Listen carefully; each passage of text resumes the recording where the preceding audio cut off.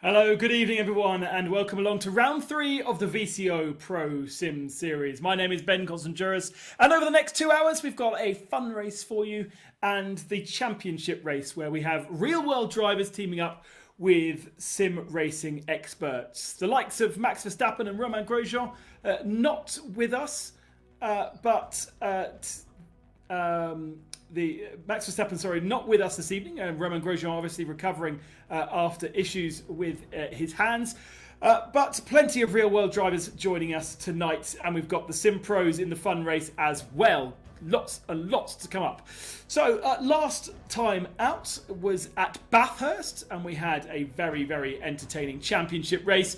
Of course, it was Aussies all round that really were starring, and indeed Ayçan Guven, the Turkish real-world driver, and Joshua Rogers, who knows Bathurst incredibly well, came out victorious in a new livery that reflected their Coanda association rather than their fetching white and green livery that we saw in round 1. Bathurst was voted by you, the fans, and you've been voting in your thousands once again for this week's track, which we will reveal a little bit later on. We threw a curveball in there with Long Beach, and it seems to have been a little bit popular, a brand new track for everybody in the iRacing platform.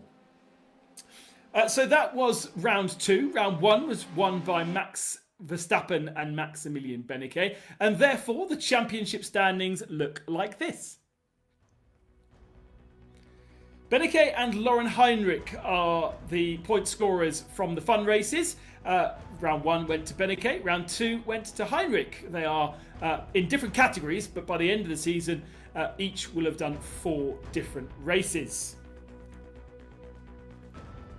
That's the fun race, but then we have 2 championships in the championship race. Ayçan Guven, the best of our pro drivers, ahead of Philippe Eng, the BMW Works driver, and Lauren Heinrich in 3rd position. Max Verstappen won the first race, but missed it out in competing in the second race, and therefore sits 4th in the championship.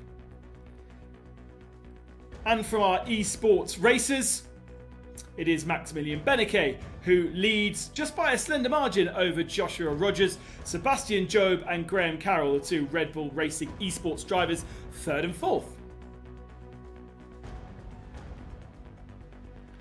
So this is the schedule. The fun race qualifying for our esports experts coming up in a few moments' time, followed by the fun race 20 minutes, and then we'll go into qualifying for the main race. That will be the pro drivers doing qualifying. They'll also do the first stint of the 40-minute championship race.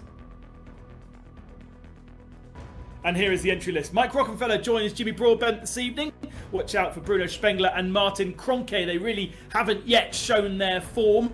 No Romain Grosjean, so Scott Andrews jumps into his number 8 car. Timo Glock's with us this evening. Semi-Matti Trogan doesn't have Augusto Canapino tonight, so Andrea Butcher steps in the number 11.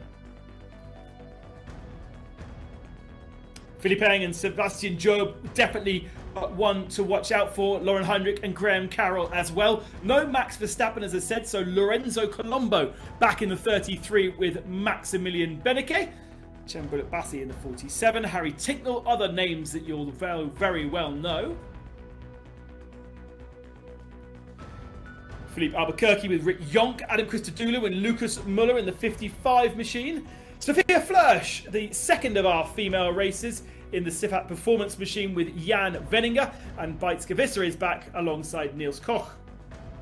Watch out for the 92 of Ayçan Guven. And then on our final page, the likes of Rubens Barrichello joins us again this evening. Sebastian Prio joins us. Mirko Bortolotti, and a bit of a star actually last time out was Matt Campbell when he was racing at home in Australia. How will he fare in our tracks this evening alongside Jeremy Bouteloup? Here are the points. Points all the way down to 30th position, and also money. $1,000 to our winner. A total prize pot of $5,000 per weekend, per race. And therefore, it's a lot to play for. Money, as well as very, very good quality prizes donated from Sifat Performance and our partners at D-Box with their G3 system going to our championship winner.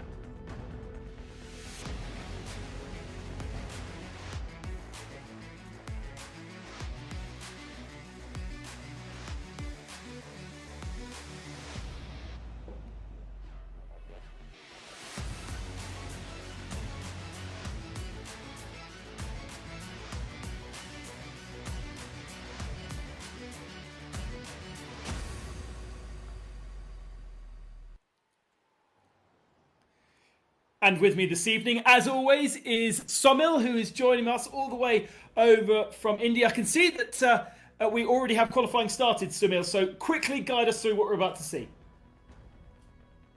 Should be a lot of fun. So it's time for the fun race, which is the precursor for the big main event that we have around here. And this time out, it's going to be a lot of fun, as the name suggests. It's only going to be one group of drivers competing, and the car and the track that is going to be taking part, that the drivers are going to be taking part in, is revealed only a few minutes before the race begins. As you can see on the screen, a 10-minute qualifying, a quick 20-minute race that has produced so much drama in the last couple of rounds. And the big prize, well, it's a SIFAT sim system that you just saw right there, and the idea is just to have fun. And today marks the world debut of sorts on a big broadcast for the Dallara IR01. The 1000 horsepower machine that Dallara has created, a sim-only version, but man, this car has been making headlines. And today, we race at Spa. Should be so much fun, bet. The Dallara IR01 has been making so many headlines. It's been a trailblazer of sorts because it's the first ever virtual-only car on iRacing. And everyone on the service has just fallen in love with it, quite like I have. As you say, a partnership between iRacing and Dallara, the manufacturer of many a single-seater over the years. A dream car, and therefore we've put our sim racers in to master it. The first real broadcast then of the Dallara IR01 with the real pros trying to get a grips of it. It's the fun race.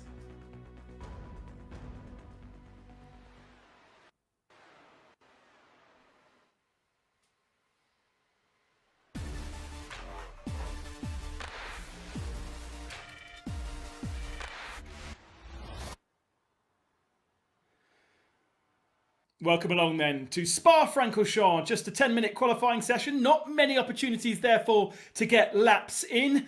Just 7 minutes and 18 seconds remaining, which means we are in the first laps. And Somil, it looks as though everybody's gone out on the same piece of tarmac. They have. I mean, Spa is a long circuit. From the looks of things, everyone just wants to be so close to each other.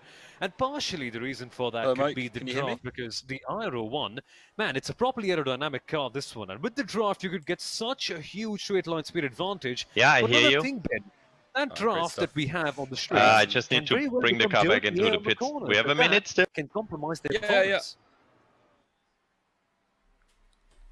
On board with Maximilian Beneke, who is actually just being passed around the outside as he comes to Blanchimont. The first man to get a lap time in, Jeremy Bouteloup, obviously very quick out of the pit lane. A 2:05.946 is not representative. We should be seeing laps in the 1:45s, and so now the cars really come across the line, and it's a 44.7 for Patrick Holzman, the first man over the line. A 47.0 for Maximilian Beneke, so he made a couple of errors, and just look how much grip these big fat slick tyres give you as they slingshot their way up towards Eau Rouge. Max is going to have a nice slipstream as well as he goes along the Kemmel Straight, so he'll have a very healthy first sector. Very healthy indeed, and he'll now come across to Le Combe.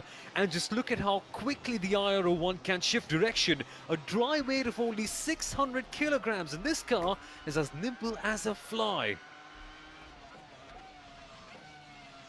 Down into Bruxelles then. And no traction control, so they do have to control that 1,000 horsepower with their feet. But with the amount of grip that's available to them, it doesn't look that hard to control, does it?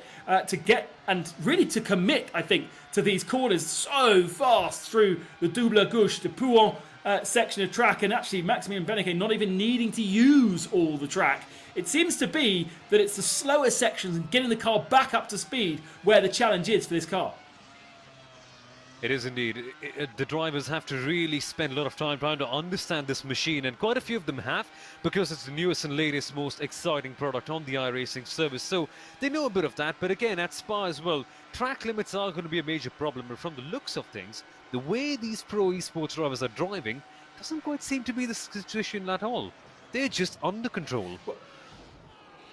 Well, interestingly, the timing screens say that only 10 drivers have actually set a time so far. They've all come across the line for at least one tour, but they will only register on the timing screen if it's been a legal lap. So Beneke's last lap time wasn't good, but this time he nailed it. A 44.608 puts him on provisional pole position ahead of Patrick Holtzman, but the majority of the field, as I say, still yet to actually get a lap time in. And there's quite a few cars that have been in the pits that perhaps have been struggling to do a clean lap. Here's Booterloop, and he's got traffic.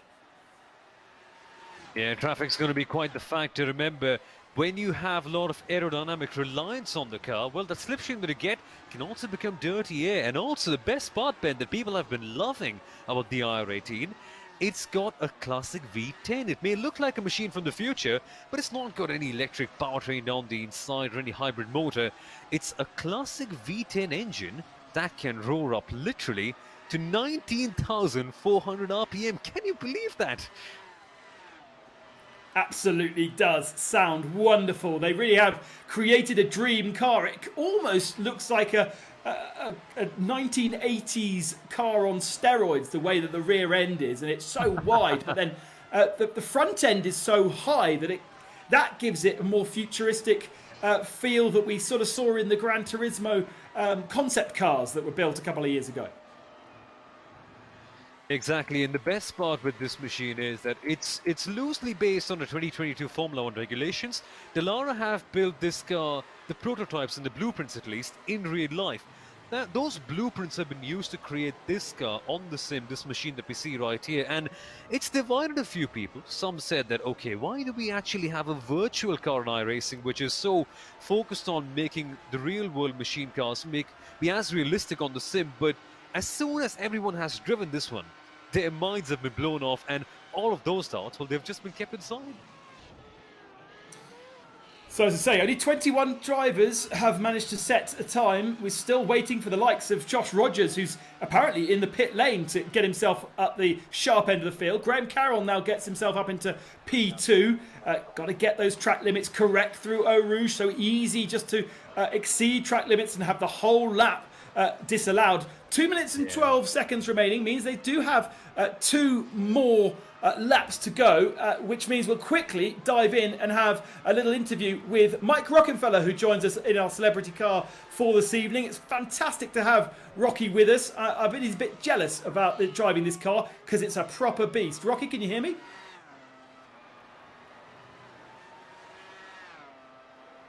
Yes, I hear you. Just had to unmute myself. I know these technical things, right? Yeah, absolutely, perfectly. Rocky, you enjoying being part of the virtual world? Yes, I mean, I started actually not that long ago, just last year in the winter time, you know, before the whole pandemic came up. I luckily invested some money to buy a rig and get into it. So and then obviously I did it for quite some time. I really enjoy it, and then yeah, I actually started a company with some friends of mine, longtime friends in racing, and we are now, yeah, doing our own championship. Next year we will start with it, with also, yeah, beasts, let's say, like we are just watching now. So it's a lot of fun, and I think it's a very cool opportunity, you know, for real racers, sim racers, and all people and fans to meet up and have fun together. How hard have you found adapting your driving style from the real world into esports racing and that journey of relearning again?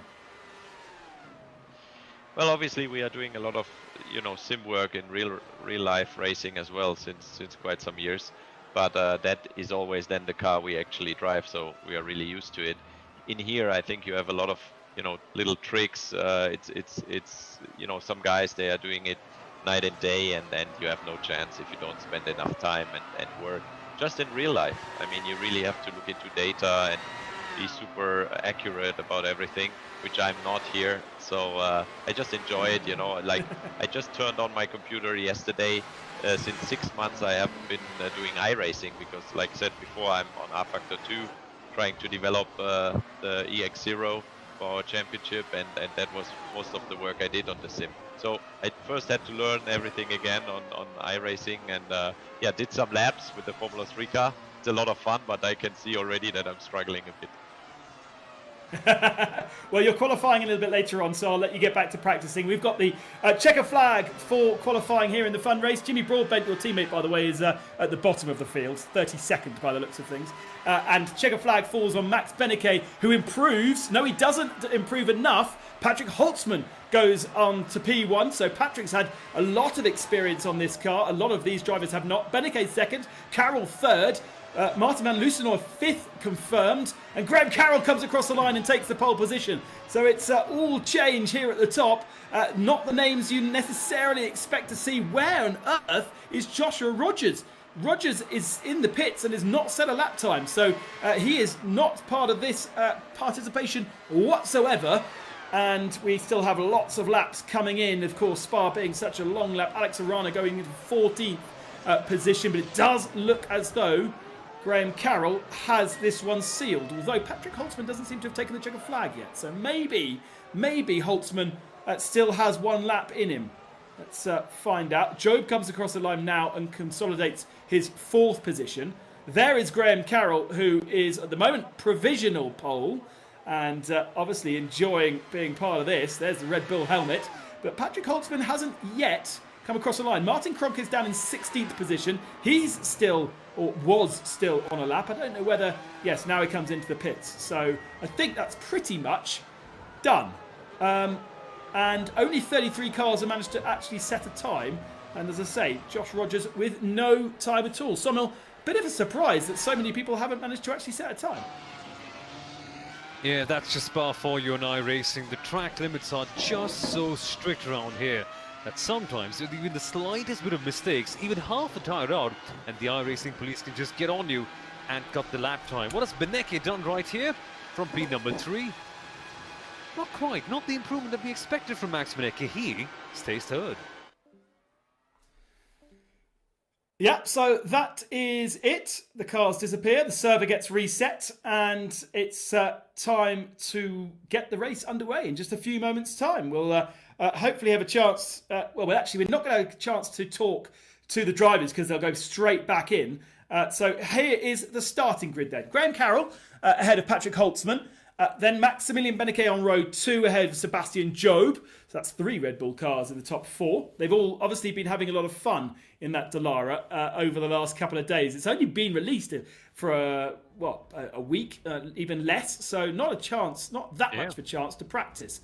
But I don't know why I think the grid might have frozen on me. So that's not moving anywhere.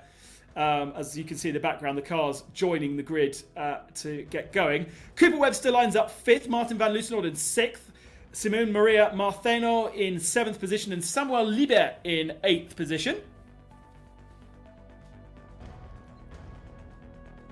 9th for Jeremy Boutaloop, then Enrique Andre, Chris Lullum in 11th position, Keiko Schub in 12th spot, a second off the ultimate pace, but as I say, they haven't really had a chance to master this car yet. Tommy Usgaard in 13th, Alex Arana 14th, Felix Luding 15th, Martin Kronke down in 16th spot. It's actually pretty tight around that, 1.1 seconds.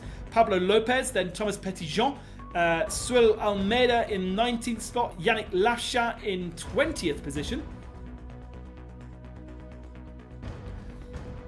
Sindres Setas in 21st, Niels Koch 22nd, Andrea Boicha 23rd, and Rick Yonk joins us 24th position. Cars are all lined up on the grid.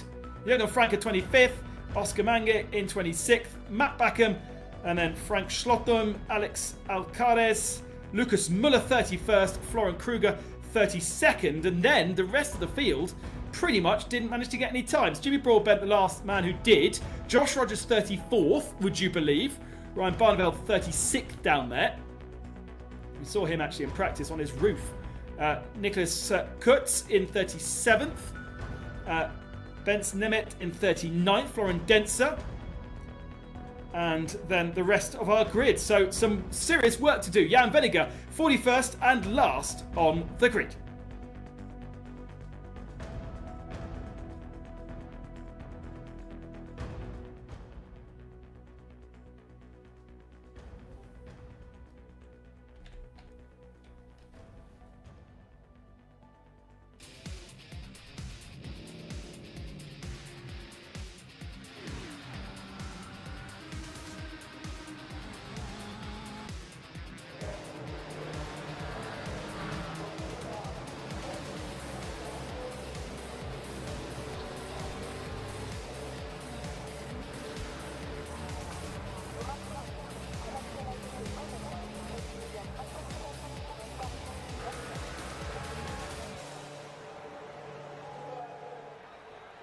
Such a great platform with so many different cars to choose from rallycross to proper off-road and then single-seaters, sports cars as well, and it's giving us the opportunity to drive a virtual car that isn't in the real world but is such a beast this evening. The very first race for the Dallara IR01 is about to kick off with our esports experts. Graham Carroll on the pole position in that red machine, waiting for the lights to go green.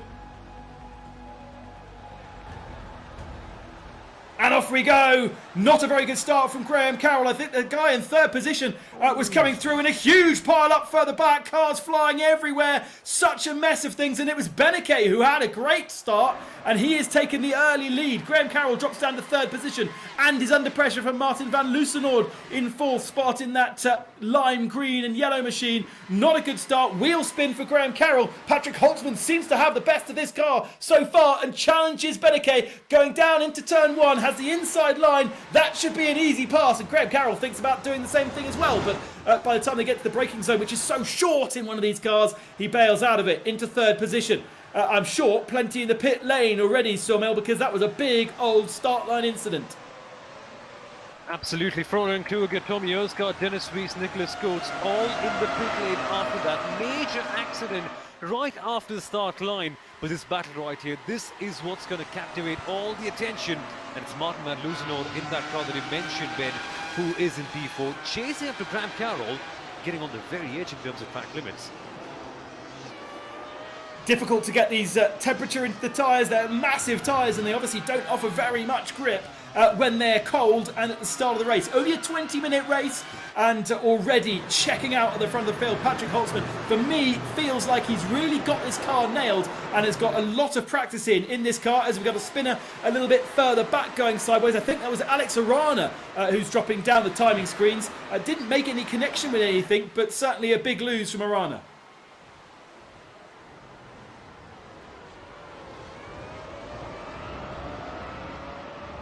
Through the chicane then, over the line for the first time. Holtzman, Beneke, Graham Carroll, Van Loosenord, Cooper Webster up to 5th position. Sebastian Job down to 6th spot, so another man not to make a fantastic start. We saw Sebastian Job in the single-seater Lotus 79 at Watkins Glen for our first fun race for the esports experts, and here is the chaos that was the start of the race.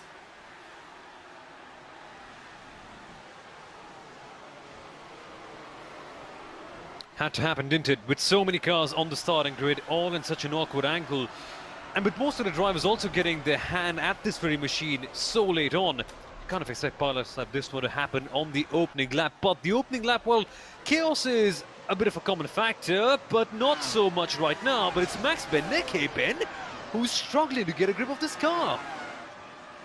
Beneke really under pressure from Martin van Loosenord. Martin van Loosenord's already got past him, so Beneke has made an error, and that is Sebastian Job all over the gearbox of Maxim Beneke. Got completely sideways through Bruxelles, but managed to keep the car on the track, and now has Job and Simone Maria Martheno is in 6th position, just behind. So Cooper Webster has made an error somewhere and dropped down to 8th position now, just ahead of Keikashu. Oh, running wide in the background there. That was Martheno, and that will be a track limit warning.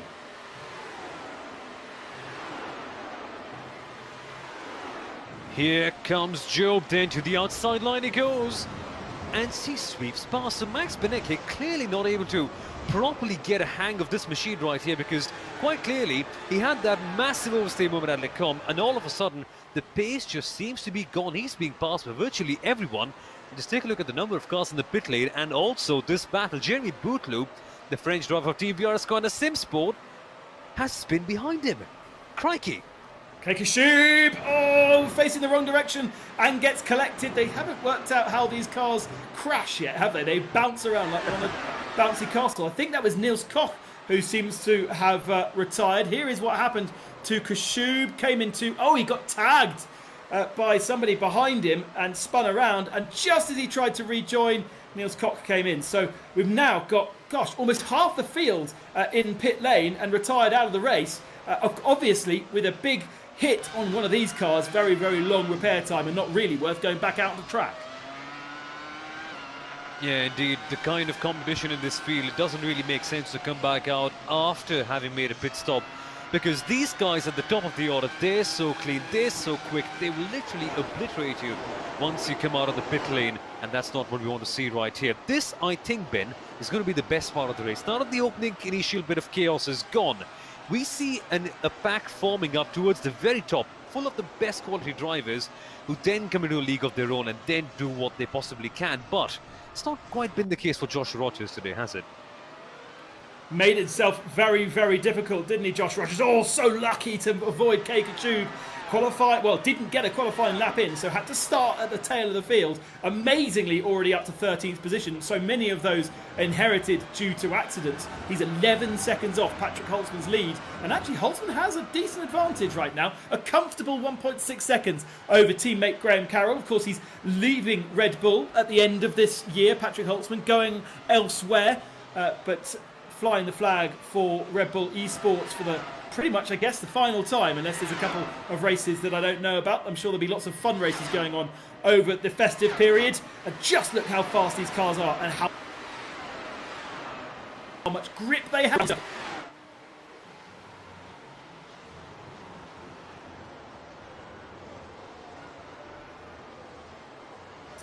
Moving with then at the come. A little bit of locking of wheels. So easy to snatch a break by the looks of things as we focus now our attention back to the head of the field. Very, very close.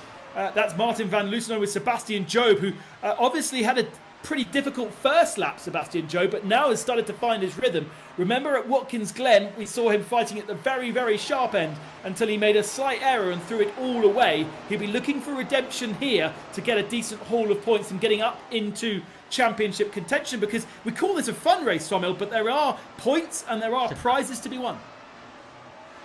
There are indeed, and considering the competition in the field, all these drivers are racing against the very best, and they are themselves a part of that very elusive community. So just to get one up over their rivals, well, that's quite a special thing as well. Job, of course, recently winning the award, the Autosport in the slipstream. Job pulls to the inside at the bus stop chicane, and at least is alongside, but doesn't quite get far enough down the inside to steal the apex away from Martin van Lucenau. He's really now across the line, thinking about going down the inside into last source. Couldn't quite get it done there.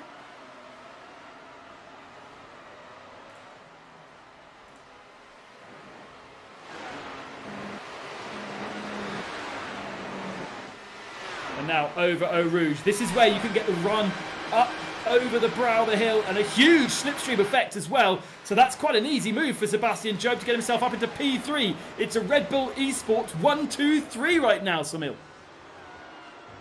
Absolutely. They're getting a really good hang of this car. Seems like they've practiced quite a fair bit.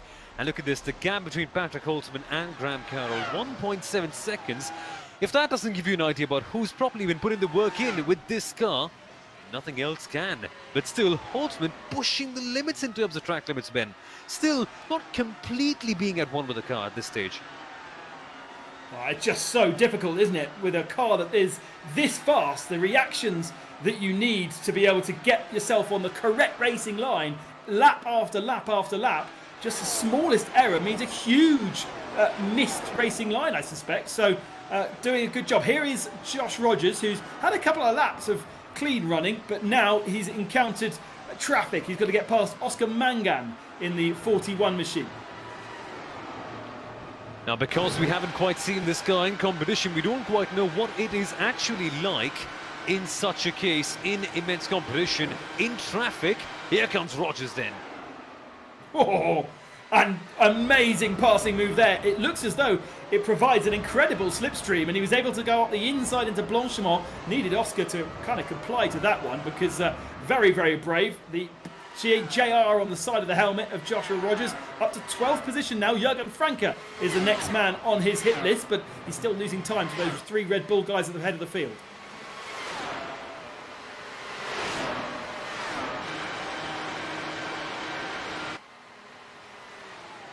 On board, side by side.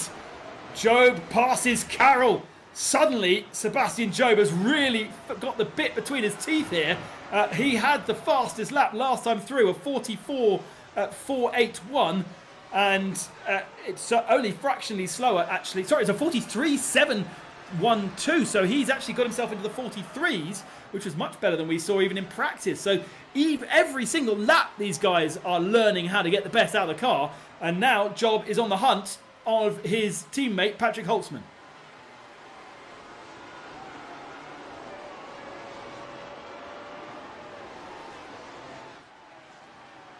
The sector time still coming in.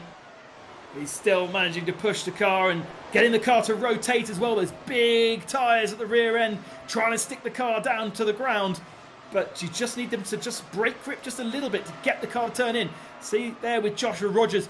This is the iRacing fixed setup for the car. So they haven't had a chance to do any kind of setup work. And a lot of the drivers saying it's not a very nice setup. The basic setup of this car that's been provided. And many of them obviously been working hard on getting their own setups, as Sebastian Job does another fastest lap of the race, a 43.8. He's taken 0.4 of a second out of Patrick Holtzman. The gap is 1.8 seconds, and we've still got half a race to go.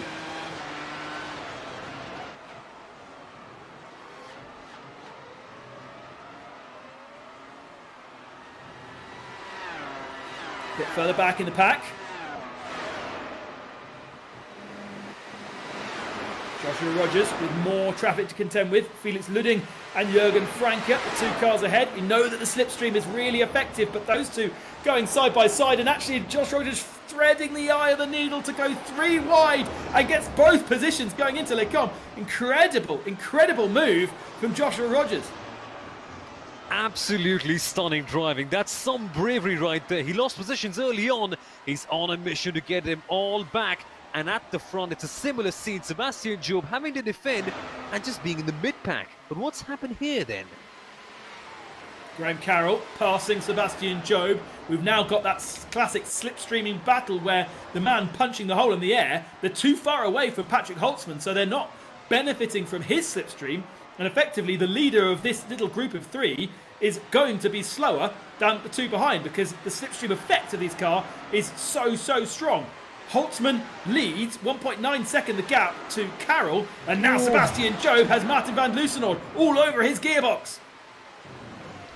Here comes Loosenhoorn. Where does he go? He decides to refrain from making a move this time out, so he's going the smarter way out. He'll want to make that at Les Combes, because of course that's after the draft train is done. He can hold on to the lead in the middle sector and then keep it for a far longer time. Smart driving there by Martin. So Graham Carroll leads this little group of 3 at the moment. There's a 3-second gap to Maximilian Beneke down in 5th position. So Beneke really is struggling to get the best out of this car. And in fact, Beneke under huge pressure as well for 4th spot. But now we go onto the Kemmel Straight. And of course, Sebastian Job has a lovely slipstream and gets himself back up into 2nd position. Martin van Loosenhoorn gets up the inside as well and up into 3rd position. Graham Carroll loses 2.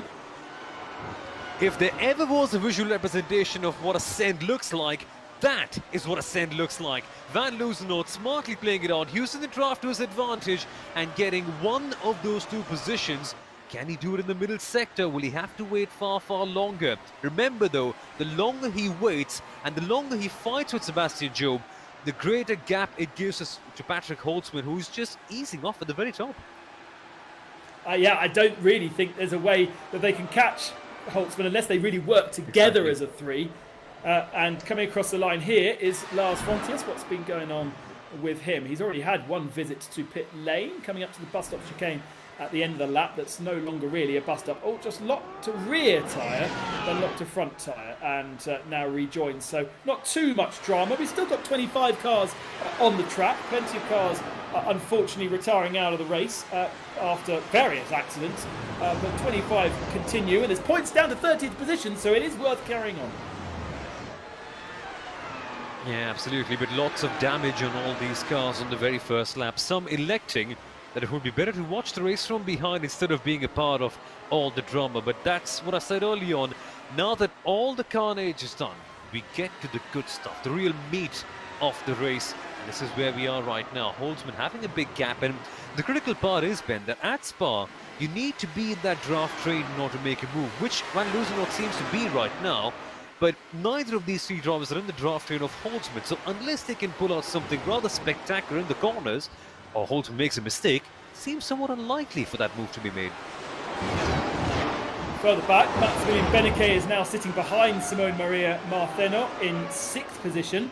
And then there's another draft train with Cooper Webster and Jeremy Bouteloup that Joshua Rogers is trying to catch up to. These two together, Joshua Rogers 3 seconds back, but did set the fastest lap of the race a couple of laps ago. So in clear air as well, whereas we know Sebastian Jobe's fastest lap was with help and a good old drag and draft. Jobe's last lap though, he was still very much in the, well actually a 43.4 was his last lap. But of course, by the looks of things, it's not a registered fastest lap because it was a track limit infringement.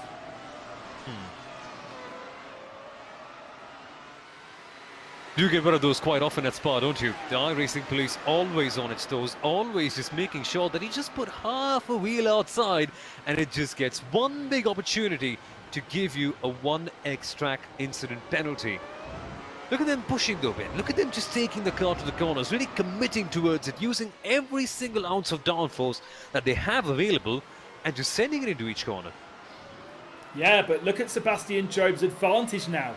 0.8 of a second over Martin van Loosenhout, and he's bringing down the gap to Patrick Holtzman. There is only 4 minutes remaining, so that's 2, maybe 3 laps. I don't know if he's going to have enough time to get onto the tail of Holtzman, as we've got a spinner, and that's Ryan Barneveld having another issue.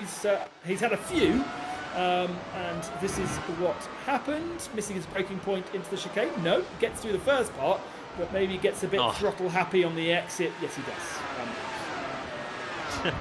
When you've got 1,000 horsepower just sitting right there underneath your right foot, gets ever so easy for a mistake like that to happen. But these drivers at the very top, they've got to control mistakes like that one. They've just got to keep it calm and clean at this stage because they're fighting up against some really intense competition towards the very end. 3 minutes to go, and just look at how Graham Carroll actually has to fight the car. It's not all given to him.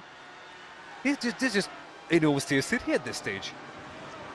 Here's Maximilian Beneke, 6th position, and dropping off the tail of Simone Maria Martheno. I wonder whether Beneke somewhere picked up a little bit of damage, because he just hasn't had the pace that you perhaps would expect. And interestingly, you know, he's got a car in front, he's got the slipstream available to him, but unfortunately has fallen back from his qualifying position, which was very, very strong. A lot of people not actually registering best lap times because each lap they've been doing has had at least one track limit infringement. So Graham Carroll, although he's been in the 43s, actually hasn't had a best lap registered. Martin van Loosenhout now does the fastest lap of the race, and Graham Carroll finally does a lap that is clean enough to register.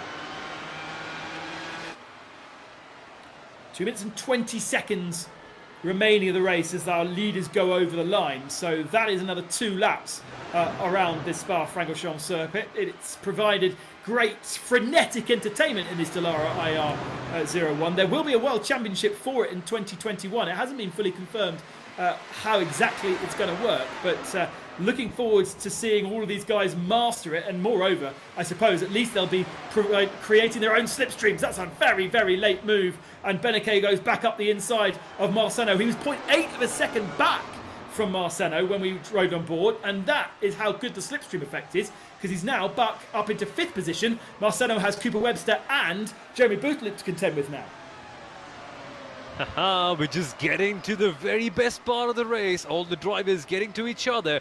And now, will they use the draft, or will they get something done on their own using the amazing amount of mechanical grip that they've got on this car to send one in one of the middle sector corners? Webster gets close, but you can see that Marcello just better on the entry. Perhaps the draft will need to be used right here. Oof, getting loose, Cooper Webster almost. One of the places where the car does slightly move around underneath you, the rest of these corners should be pretty flat with those big, wide, slick tyres. And I think most of the downforce comes from underneath the car. So it's not a huge amount of drag provided, but it does seem to provide at least a big slipstream. And now Webster to the inside of Marceno makes that move stick. Jeremy Bouteloup, the next man to go through. And Marceno just losing out in these last couple of laps. 40 seconds remaining. Patrick Holtzman is on his last lap. Sebastian Job is only 0.8 of a second back now. And Boutaloop down the inside of Marcelo to move himself up into 7th spot. Marcelo down to 8th. And Josh Rogers is the next man in 9th position, but 2.8 back.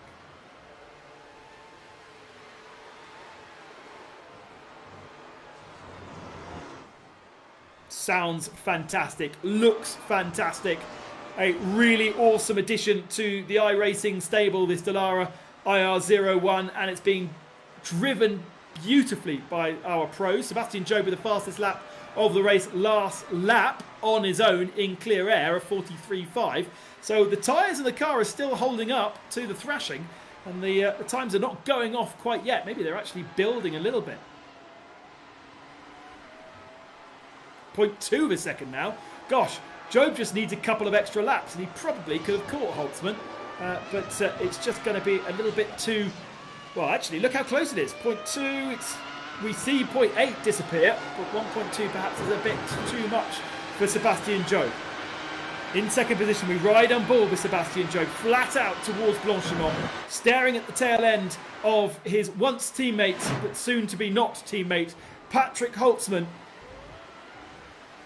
And just one corner to go. Patrick was looking great in practice. He was looking really strong in qualifying. And he comes across the line to take the victory in the fun race ahead of Sebastian Job and Martin van Loosenhoorn in 3rd position, denying it a Red Bull Esports 1-2-3, which was going to be so close. Ooh. Oh, and Beneke. Oh. That's Beneke facing the wrong direction. So Beneke hasn't managed to get across the line. Cooper Webster, I think, was caught up in his accident. And so that's promoted Maria Matheno into 5th, Boutaloop to 6th, and Josh Rogers to 7th. Sunil, what happened? Let's take a quick look in this replay that we've got on screen right here. Beneke gets attacked, holds on to the inside line, clips the nose, and then gets hit round. That's just the perils of single-seater racing. There's just a little bit of a blind spot where your front wing is, and when you don't know where your front wing is, it can lead to something quite like that. But hey, it's a fun race at the end of the day. It's nothing too serious for these guys. Of course, they'll want to be competing as hard as they possibly can because it's their first time in the Dallara IR01, the future World Championship car. But at the end of the day, we've got a bigger race to look forward to coming up in a few minutes. Yeah, a little bit naughty there from Cooper Webster. It was felt to me a bit of a retaliation when he came back onto the circuit. Maximilian Beneke was our joint championship leader, and with only 10th position, he may drop out of that. Holtzman takes the full points. Sebastian Job 2nd, Martin van Loosenhoorn 3rd, Graham Carroll, Marceno, Boutaloop, Rogers from the back of the grid up to P7. What a race from him. Then Cooper Webster, Lafsha, and Beneke rounds out the top 10. Jürgen Franke 11th, Oscar Mange in 12th position, Alex Arana in 13th, Andreas Botcher, then Ryan Barneveld, Martin Kroenke only 15th spot, Sindre Setas, Jan Veninger, Florian Denzer, and Thomas Petitjean down in 20th.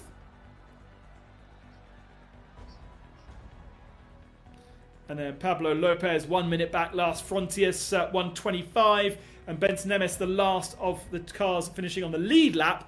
A couple of drivers rejoining after being in the pits, and plenty being eliminated, unfortunately, in that first lap accident, including our good friend Jimmy Broadbent down in 29th position.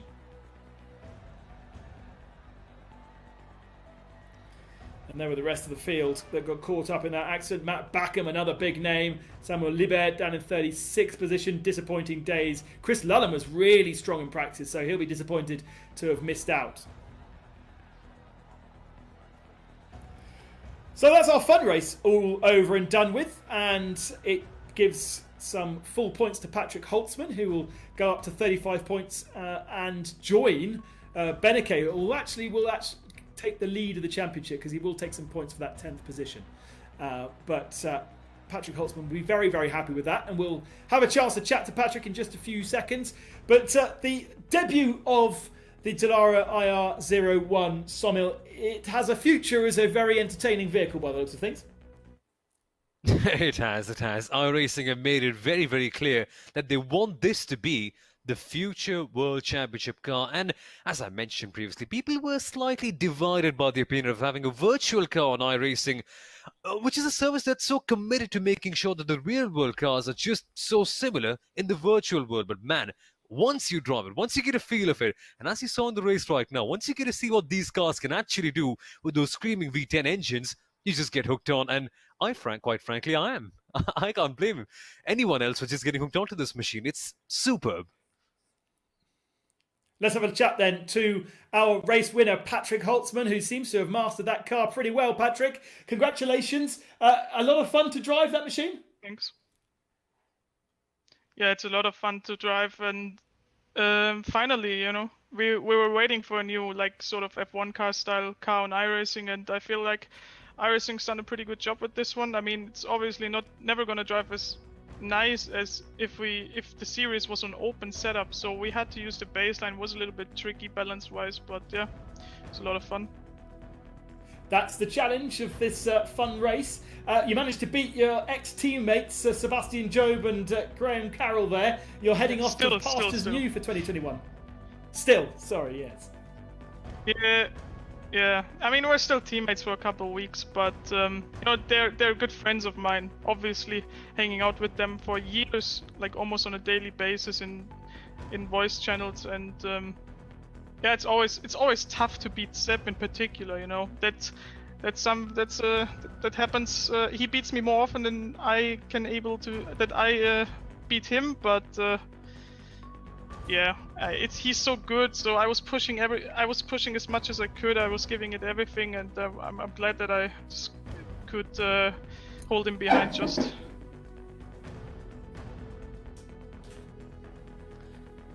Patrick, a crazy fun race towards the end. We saw what the Aero 1 can do. What is your take on this machine personally? Yeah, it's amazing. I mean, it's so much faster than any other car on the service, so I guess it's kind of new territory for most people, you know. The amount of downforce you have, the amount of commitment that you have to put into the corners, you know, it's so different to any other car, and I enjoy it a lot, you know, personally, from coming from an, you know, F1 background, playing the F1 Codemasters games, you know, back in the days, and you know, I feel like this suits me better than GT cars or Cup cars or whatever, you know, so I'm really glad we're getting a World Championship here. Awesome, Patrick. Thank you very much. I'll let you get on and prepare for the championship race that's coming up in a few moments' time. Thank you. Bye-bye. So, Patrick Holtzman, obviously enjoying the new single-seater that's to offer, but now we turn our attention to the championship race and we go back to an old favourite of everybody's, the Dallara F3 machine, Simon. Yeah, absolutely. We saw some crackerjacks of races early on in the season, and the best part is real-world pros and esports racers both in the same car. A quick 40-minute race with the driver change in the middle between a 6-minute pit window, and if you don't quite meet the driving time, well, there are stricter penalties in perspective, and I love this bit. You, the fans, you, the viewers, get to choose the track at which the drivers vote on. And this weekend, it was not Long Beach's new addition, it was in fact Suzuka. And let's just say, Roman Grosjean has had a slight hand influencing that vote, didn't he? Yeah, we had lots and lots of discussions. Long Beach looked like it was going to be happening for quite a long time, but over 27,000 votes by the end, and Suzuka is the track they'll be racing. Not an easy place to overtake, but a very rewarding track for the drivers. Yeah, I mean, I'm not sure, Simon, about the racing at Suzuka. I might be proven wrong, but an old school track, a narrow track, and therefore not necessarily an easy track to pass, especially in a Formula 3 car. You know, I've done a couple of races in the Formula 3 cars at Suzuka, and personally, they were just so entertaining because it was so hard and because you had to accommodate that strategic element of when do we change the car, when do we put the real driver in. That sort of thing really makes it a lot of fun, and because it was so hard to pass, drivers had to find innovative ways around. They had to really think on their feet to say, okay, there's this man in front of me, where are his weaknesses, where is he going wrong, and where can I make the move? And the best part is, if you're daring enough, any corner can be done at Suzuka. If you're daring enough, that is. It's now the championship race and qualifying has begun.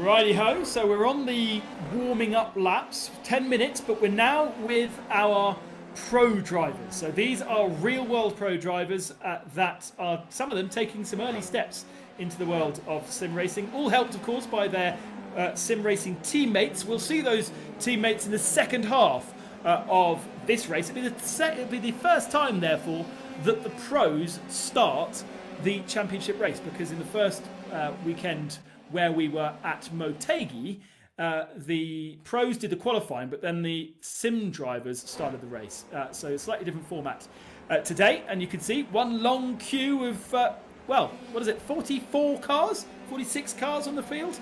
And it just, I don't really know why they do this, but they're all going to be tripping over each other in the next couple of laps. Yeah, they are going to be. I mean, apparently they are going to get quite the advantage in the draft coming out of the spoon curve. But is that it? They're going to be losing quite a fair bit of time on the corners as well to the dirty air. Just a reminder there that we have two drive-through penalties coming from the last race. Both the 19 machine and the 38 machine have drive-through penalties for causing collisions at Bathurst.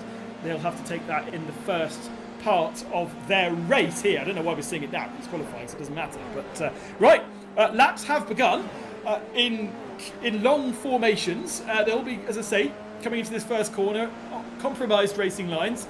Who for you, Somel, are the guys to watch out for today?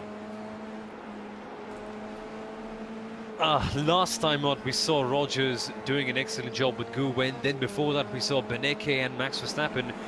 Eng and Job, of course, the drivers that you see on the screen right now, have been always there or thereabout. But I'd also want to look out for Martin Kronke. He, of course, remember, back in the day was excellent in single-seater cars on the iRacing service. When he gets going, he's the man. And the way they balance their real and virtual pairing is going to be quite key to that, because you can have a sim driver who's done so many laps on the virtual version of this car, but the real-world drivers haven't quite done that. So the way you do that thing makes a lot of sense, and you need your virtual world teammate to give that sort of experience to the real world driver, just to make sure that everything balances out. So yeah, I think it should be a lot of fun. Just keep a keen eye on every battle in the field, not just the ones at the top. Yeah, absolutely. We'll get our first laps registered in a few moments' time, but Graham Carroll is with us right now, fresh out of that Dallara race. An entertaining race, Graham. A car that you've had very little practice on, and how was it for you? Yeah, thanks, Ben. Yeah, it was really good fun. Like you say, very limited laps. Managed to get the pole with a big draft down the front straight and the back straight into the last chicane, actually, thanks to Martin van Loosnaard. So yeah, the race was tough. I got a bit of a rubbish start and then hanging on to Patrick and Seb and Martin, but overall really good fun. Really enjoyed it. It seems like the car races very well and kind of gets the slipstream effect is absolutely huge on it. Yeah, you can see that again. It's massive. But yeah, it makes for some really good racing, and I'm sure the more we use this car, the more the closer it'll get once everyone gets used to it a bit more. But yeah, it's some machine. It really is.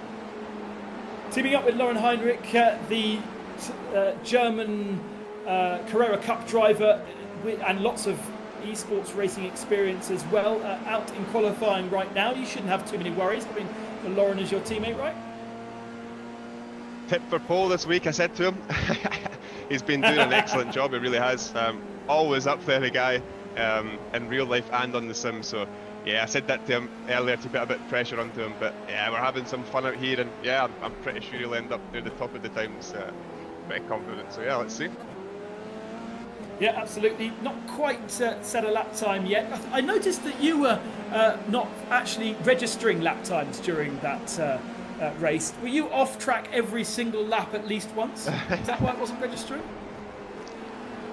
Indeed, Ben, I was. Yeah, just getting chucked into this thing from the F3. It was every corner exit, it was back off or just floor it. So we had 20 X to use, and after about yeah, with 3 or 4 laps to go, I was maxed out. So I basically had to just tiptoe around for the last 3 or 4 laps, or I'd get disqualified. Awesome. Thank you very much, Graham, for joining us, and enjoy the championship race a little bit later on. Cheers, thank you very much. Ayçen Güven has the pole position right now, ahead of Sage Karam in second position. and Lorenzo Colombo, who is subbing for Max Verstappen in third spot. But not everybody has yet to get their laps in. As you can see, Timo Glock down at the tail end of the field, one of the founders of this VCO ProSim series, yet to register a time, a track that he will know very, very well. And there are so many of these drivers that absolutely love Suzuka, but probably don't get a chance to race there very often due to their real-world program. So this is a bit of a luxury for them, Simon. It is indeed. Suzuka, of course, being in the Far East, it's not quite the traditional circuit that you'd expect on any European or even American racing series, naturally just because of the way geography works. But on the sim, you have that advantage. And sometimes, because you haven't raced at Suzuka quite often, it can lead to accidents quite like the one you're seeing on screen right now. Harry Tincknell, unfortunately, in the wall. Why is the question we weren't going to answer right now. Because he got hit by somebody. Yeah. That's not very fair at all, and Tincknell will not be able to reset that car. That's part of the rules. Oh boy. So let's see what happened. He was backing off through 130R, wasn't he? To probably get some space from the car in front, and the momentum. Now that looks to me like that might have been Jimmy Broadbent. You know, we need to ID that car, but it does look like it's got the purple colours. Now it wouldn't be Jimmy. That would be Mike Rockenfeller then, I think. We'll have to confirm because he's that, the real driver, yeah. Yeah, I think it might have been, and that may well be a penalty coming Jimmy Broadbent's way, I'm afraid, because you can't really be making contact in qualifying. We are about halfway through. Let's have a look at what's happened elsewhere. Blimey, what was that? Huh. Righty then, I thought the fun race was over. Let's take a quick look at what's happening with Scott D. Andrews in the Andrews and Petitjean car. No, everything seems fine at this stage. Yeah, Beitske Visser has spun and driven straight into the path, I'm afraid, of Scott D. Andrews. So that is the car that usually Romain Grosjean will be driving. He was up in the top 10 for qualifying, but now will not be able to do any more laps. I'm afraid that the number 8 car will now start dropping down the field because they cannot go back out. They can't reset. I know in iRacing you could press escape, go back to the pits and get back out there, but our championship regulations say you can't do that. So I'm afraid Scott D. Andrews, Beitske Visser and Harry Tincknell will play no further part in qualifying. Alex Buncombe is also in pit lane and out. Lauren Heinrich, though, has the pole position, as predicted by Graham Carroll just a few moments ago, ahead of Raymond Pinheiro. Pinheiro and Lolem clearly are putting in quite the effort while the championship has not been going on in the background. And man, that is some spectacular lap time that they've got right there. Only a tenth away from Heinrich, who we know is quite the gem on Formula 3 cars as well. So this should be an interesting combo. Pinheiro and Lolem, what have they got in store for the racemen? We haven't seen them this high up in the order ever before in this championship. But there's one thing that we can see right now, it's that the potential surely exists. I was trying to remember where I knew Raymond Pinheiro from, and he hasn't done a lot of racing since 2011, where he was part of the FIA Formula 2 Championship and finished third. So obviously, sadly, run out of money. He was also third in the Formula Palmer Audi Championship in 2010, but has been doing a little bit of esports racing. Oh, more contact in the chicane. 2 more cars facing the wrong direction. Ayachan Guven, I think, is one. Oh, and Philippe Eng is another caught up. Let's have a look at what happens. Eng obviously in the Red Bull machine. Oh, brakes too late. Contact with Ayachan Guven, and the two of them go round. That could also be a penalty for Philippe Eng. And some real favourites here are falling to the wayside. Ayachan Guven and Joshua Rogers, winners last time out, in the pits and only 22nd right now. Absolutely, they didn't even have the best of fun races right now, if there's any consolation at all, so clearly not going in their direction. But Max Benecke and Lorenzo Colombo, they were very impressive the last time out at Bathurst. Even more so when Verstappen was in the car and they won at Motegi. But Lorenzo Colombo, the Formula 4 driver, He may not be a Max Verstappen, but he's certainly got so much pace. He's put the car provisionally on pole position, faster than anyone else as the checkered flag drops. Could we be seeing more lap times coming in or shaking that car at the very top? Or have they just got it sealed and stuck in right there? Plenty of people protesting others, so this is not over yet in terms of drive-through penalties and stuff like that. And so we will have a very mixed up grid, I have a feeling. Lorenzo Colombo on the provisional pole. Checkered flag has fallen, but yet to see any cars actually take that checkered flag as they continue to tour around their final laps. Raul Hyman in second position, sharing with Luding, and then Heinrich's been dropped down to third spot. The first of the cars across the line then, and that is going to be at the tail of our field, because my timing screen hasn't shown who that is. In fact, has it cleared out all the cars? No, Lorenzo Colombo comes across the line and he consolidates his pole position, goes faster by 0.2 of a second in fact. Alexei Nesov moves up to 5th position, Bruno Spengler 8th spot. All of these drivers are still improving. Raul Hyman 2nd position stays there. Lauren Heinrich stays in 3rd position. And no massive improvements as Sage Karam comes into pit lane. Now, Karam we haven't really seen that much of in the previous 2 races, him sharing with Matt Backham, but this could be where they start to shine with so many others down in the mid-pack. Yeah, Karam and Backham haven't quite had the best of starts to the championship so far, with both rounds being good. Mount Panorama was especially decent enough for them, but this particular one, they've just found seemingly a new ray of hope all of a sudden. They're right there challenging up for the wins and the podiums. Let's see if they can sustain it when we come to the race, which comes rather shortly, Ben. And that excites me quite a great deal. Yeah, absolutely. Most of the teammates at the moment are in the race control channel, getting their protests lodged. And just watching the stream of typing.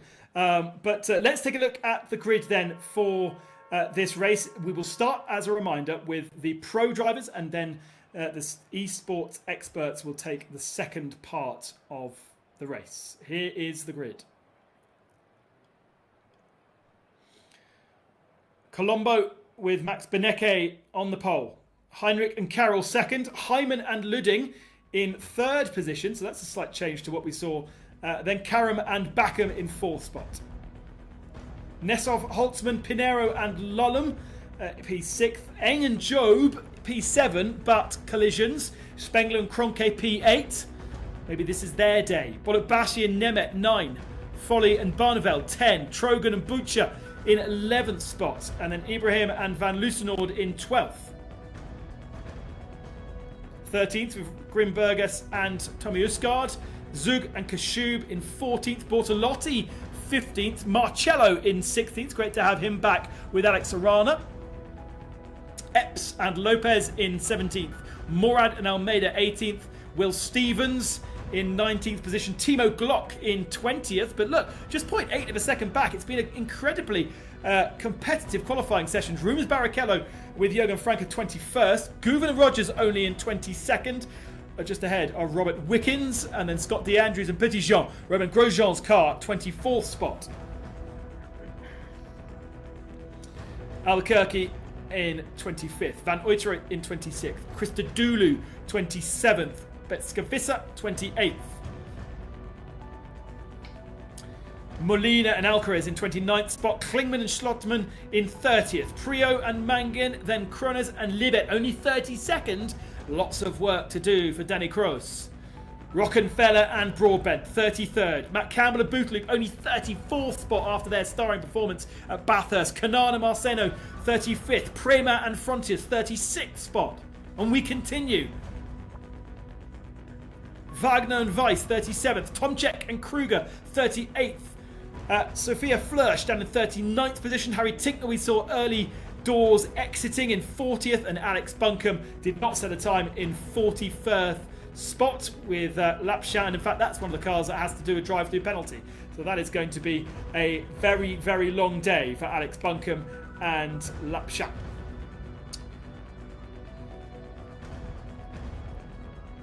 So we just wait for the guys to get into the session, and then we will be going racing for the championship race. Ayhan Guven and Josh Rogers taking last round. It was Max Verstappen and Maximilian Beneke who took victory in the first race at Motegi. Motegi, Bathurst, and now Suzuka. What an amazing mix of tracks. Right, Sophia Flörsch is with us. There she is on my left-hand side. Great to have Sophia with us for the first time at the VCO ProSim Series. Sophia, how are you finding it so far? Well, it's fun. Did quite a lot of preparation with Jan before today. It's fun to be back in esports again. Didn't drive since the first lockdown actually, but really looking forward to the race now. Is it something that you've enjoyed doing, an antidote to the real world stuff that we really couldn't do so much of this year? Of course, I mean, during the first lockdown especially, I've been quite busy with the esports races. Then when the season started in real life, I wasn't that much in esports actually, so that's the first race again.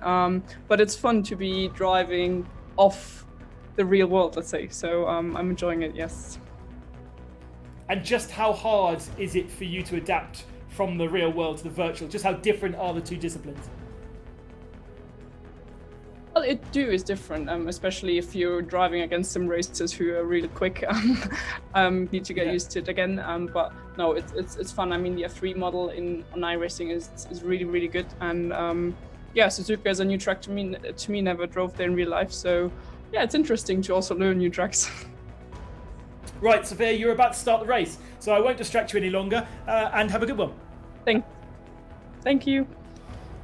That was very kind of her to chat to us, even though she's about to start. I'm surprised that we haven't managed to persuade anybody to leave their concentration bubble, Samuel. That first corner, those first couple of corners at Suzuka, with the amount of cars we've got, with the slightly mixed up grid, is going to be chaos. We've seen it time and again in the world of Formula One. We just saw it in Super Formula as well a couple of weeks ago. This should be fun, but once the crashes go aside, the kind of quality of racing that we can expect from Suzuka is just going to be superb. Here we go then, Formula 3 cars are on this legendary Japanese circuit. Sounds just like a brilliant idea, doesn't it, Ben? Just all mixes well together.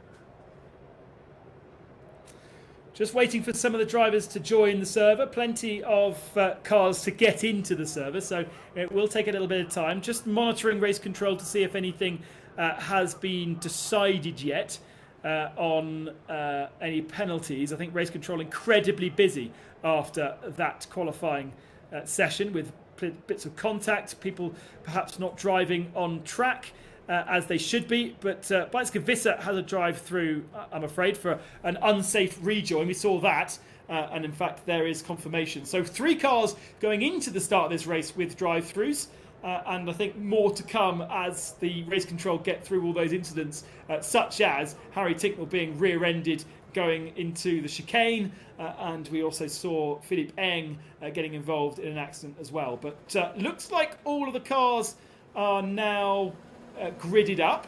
Got a warning for 94, so Ibrahim had a collision. And we are now going green and a bit of wheel spin further back. We've got chaos further back. If you're in the mid-pack, then there is plenty of contact. But it was a very nice start from Lorenzo Colombo, who sweeps into the lead in the 33 orange machine that Max Verstappen usually pilots. Max Beneke will get in for the second half of the race, and they all thread their way through the S's. It's very hard to run side by side up through here, so they fall into line, and it's the second half of the lap where the overtaking really can happen. It looks as though most people, despite having contact, have continued to run. But no, there's a couple of cars in the gravel there. Oh no! And it's Ayhan Guven in the gravel. I think he stayed out of the wall, but that is a disaster for our championship leaders. Big drama on the opening lap involving some major names right now, but at the top it is still Lorenzo Colombo. And that's a flying car in the background, that's the only way to put it. Wheel-to-wheel contact under the bridge, and all of a sudden you're seeing some chaos right here as we head towards the hairpin. Yeah, lots and lots of drivers descending to the tail end of the field. Look at this, side by side. We've got Mike Rockenfeller in the middle of the pack there. I can see a BS competition coloured machine as well. This is right in the centre of the pack. and they're all squabbling over position because they were all out of position, because we had so many cars that didn't quite qualify in the right place, and there's contact between the two. I can see one of the Red Bull machines in there as well. Presumably that is Philippe Eng. I'm guessing at the moment because we've got so many cars squabbling over the same piece of tarmac. Colombo leads from Lauren Heinrich, Sage Karam, Alexei Nozov and Memral Hyman. But this is a bit further back, and side by side into 130R. Most of the cars go off track. Oh, and spin on the exit. Oh, beautiful! That's the move of the year. That's incredible stuff. Oh, Robert Wickens is in the wall, so he was part of it.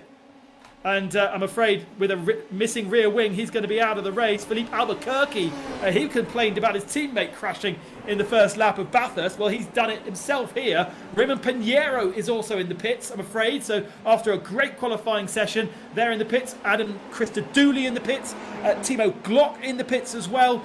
Lots of chaos from that first lap. Lots of drama, but 10 on 10 for that pirouette that we saw right there with Mohamed Ibrahim.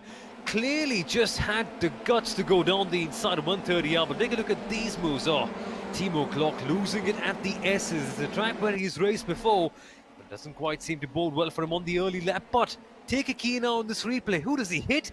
He hits the championship leader, Ayan Chan Goof. And just how big is that for the championship, Ben? We've got so many major prizes on offer. That could just change the course of the championship and throw everything into the Japanese air that we've got here. Yeah, absolutely. But you can't always have clean races, and especially with so many cars on track. Ooh, and Molina trying to continue with a broken rear wing. Never going to happen. The rear end just breaks away. Martin Tomczyk, 31st position, has stayed out of chaos as there's more chaos down at the hairpin. And another spinning machine. Round goes Tomczyk. And so more people descending to the tail end of our timing screens. These are more replays of the chaos that's been going on mid-pack. Oh, that was Philippe Albuquerque. That's how he got destroyed. Wasn't his fault, was it? Yeah, but look at this move for the lead. Lauren Heinrich to the outside, and he gets it done. That is a textbook move at the Casio Triangle. Heinrich just lining it up and setting it up right there. Finally getting his man. Heinrich ahead of Colombo now and going super defensive down the inside line here on the start finishing straight, because Colombo wants to go around the outside the first corner. Not an easy place to do it. The braking zone really is mid-corner, but giving Heinrich some real hassle. And as they squabble, they'll be invited Sage Karam to that party. Karam, third position. He'll share that with Matt Backham. We really haven't spoken about those two at all, but they're in the thick of things right now. Then there's a gap to Raul Hyman in fourth position. Alexei Nesov, who shares with Patrick Holtzman, is fifth, just ahead of Philippe Eng in sixth position. A warning for the 94 car, who potentially is at the tail end of our field anyway after chaos. So probably doesn't matter too much for them.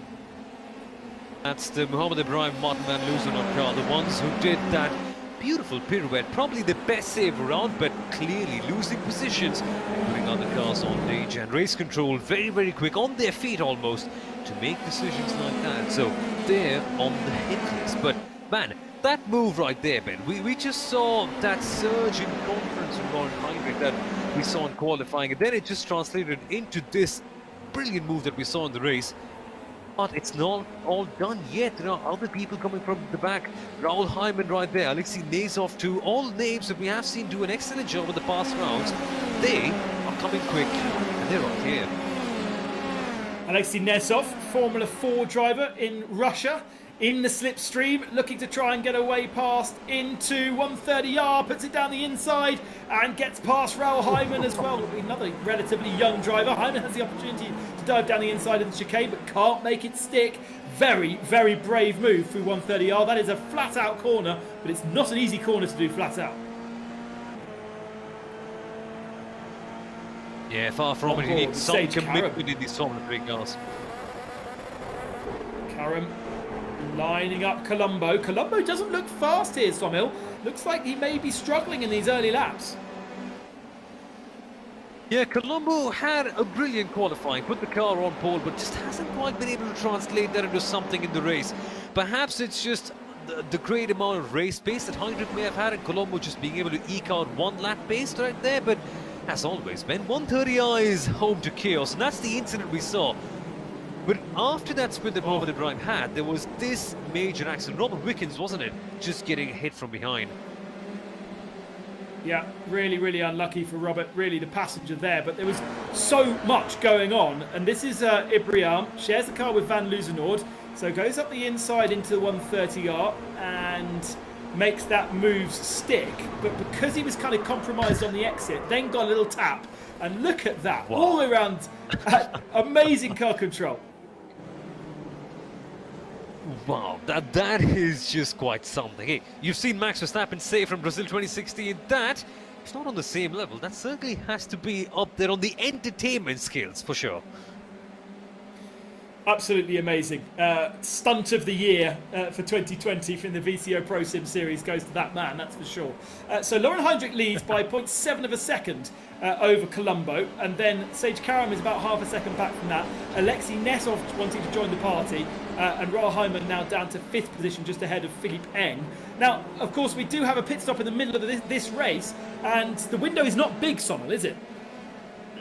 Yeah, we've only got a 6-minute window with a maximum of 25 minutes of driving time per driver, be it your esports driver or be it your real world pro. So the teams have to choose very wisely. Everyone will essentially be at the pit at a similar time, but we saw this thing happening at Bathurst where there is a chance for an undercut or an overcut, Ben.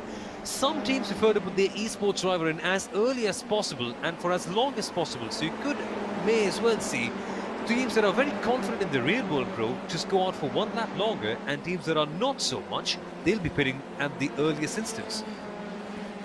Traffic's also a big deal though here, and you can see Philippe Eng probably has the pace to get past Rahal Hyman, but because of the layout of the track, he has to be patient and choose the point at which Philippe Eng does make that move. Eng, part of the development of that amazing new steering wheel that BMW and Fanatec have launched jointly, which will be used in the real version of the M4 GT3 car, as well as the virtual one that's being released very shortly on iRacing. And so Eng is no slouch in a real world car as well as in the virtual world, and really wants to find a way past Rahal Hyman and get himself up into 5th position, because he was fighting with Alexei Nesov, and for the moment Nesov is checking out. Yeah, Nesov is just creating a bit of a gap for himself right now, just creating a bit of space. And Philippe Eng, we've seen exactly what he can do. Remember, just when the global lockdown began, the Red Line Rail Racers Never Quit series, Philippe Eng was just putting up quite the show around there. So he's a man who can do it in the real world and on the sim as well. Using the draft past 130R, are we going to see a move right here at the chicane, or is he just a bit too far off? I guess it's a bit of the latter this time out. I think that might have been a mistake from Alexei Nesov, unless he's just losing out because he hasn't really got a slipstream. But Rahal Hyman right back onto the tail of Alexei Nesov for 4th position here, and it's very, very close even for our front three. There really isn't very much in it, but Rahal Hyman sniffing an opportunity going into the first turn. Nesov has to go defensive, and that of course will invite Philippe Eng to join the party and have a bit of fun. He's got Cembulet Bashi on the tail. We haven't seen too much of Cem. He's done a lot of real-world racing this year. Got pole position in his BMW. I think it was in Monza, and eventually I think finished P2 because of his teammate. But is a very, very seasoned pro in the virtual world as well.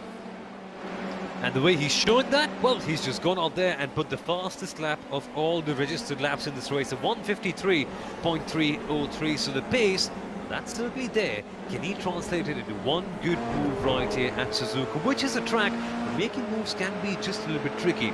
In that beautiful red livery of his, he's closing up, getting closer on the entry, and I love this about Suzuka. You just have to trail and follow along and just essentially force the driver ahead into making that one mistake that allows you to go past and make that position all yours. And that's why I think the pit lane window is going to be so important here, because again, Bashi potentially is benefiting from the 4-car slipstream that he's got going on, but he might also be slightly held up, and therefore he's going to have to choose whether he can be faster in clear air than in this train that he's in right now. Drive-through penalty for Mike Epps, the number 50 machine. He shares with Pablo Lopez, I'm afraid, drive-through penalty for causing a collision earlier on.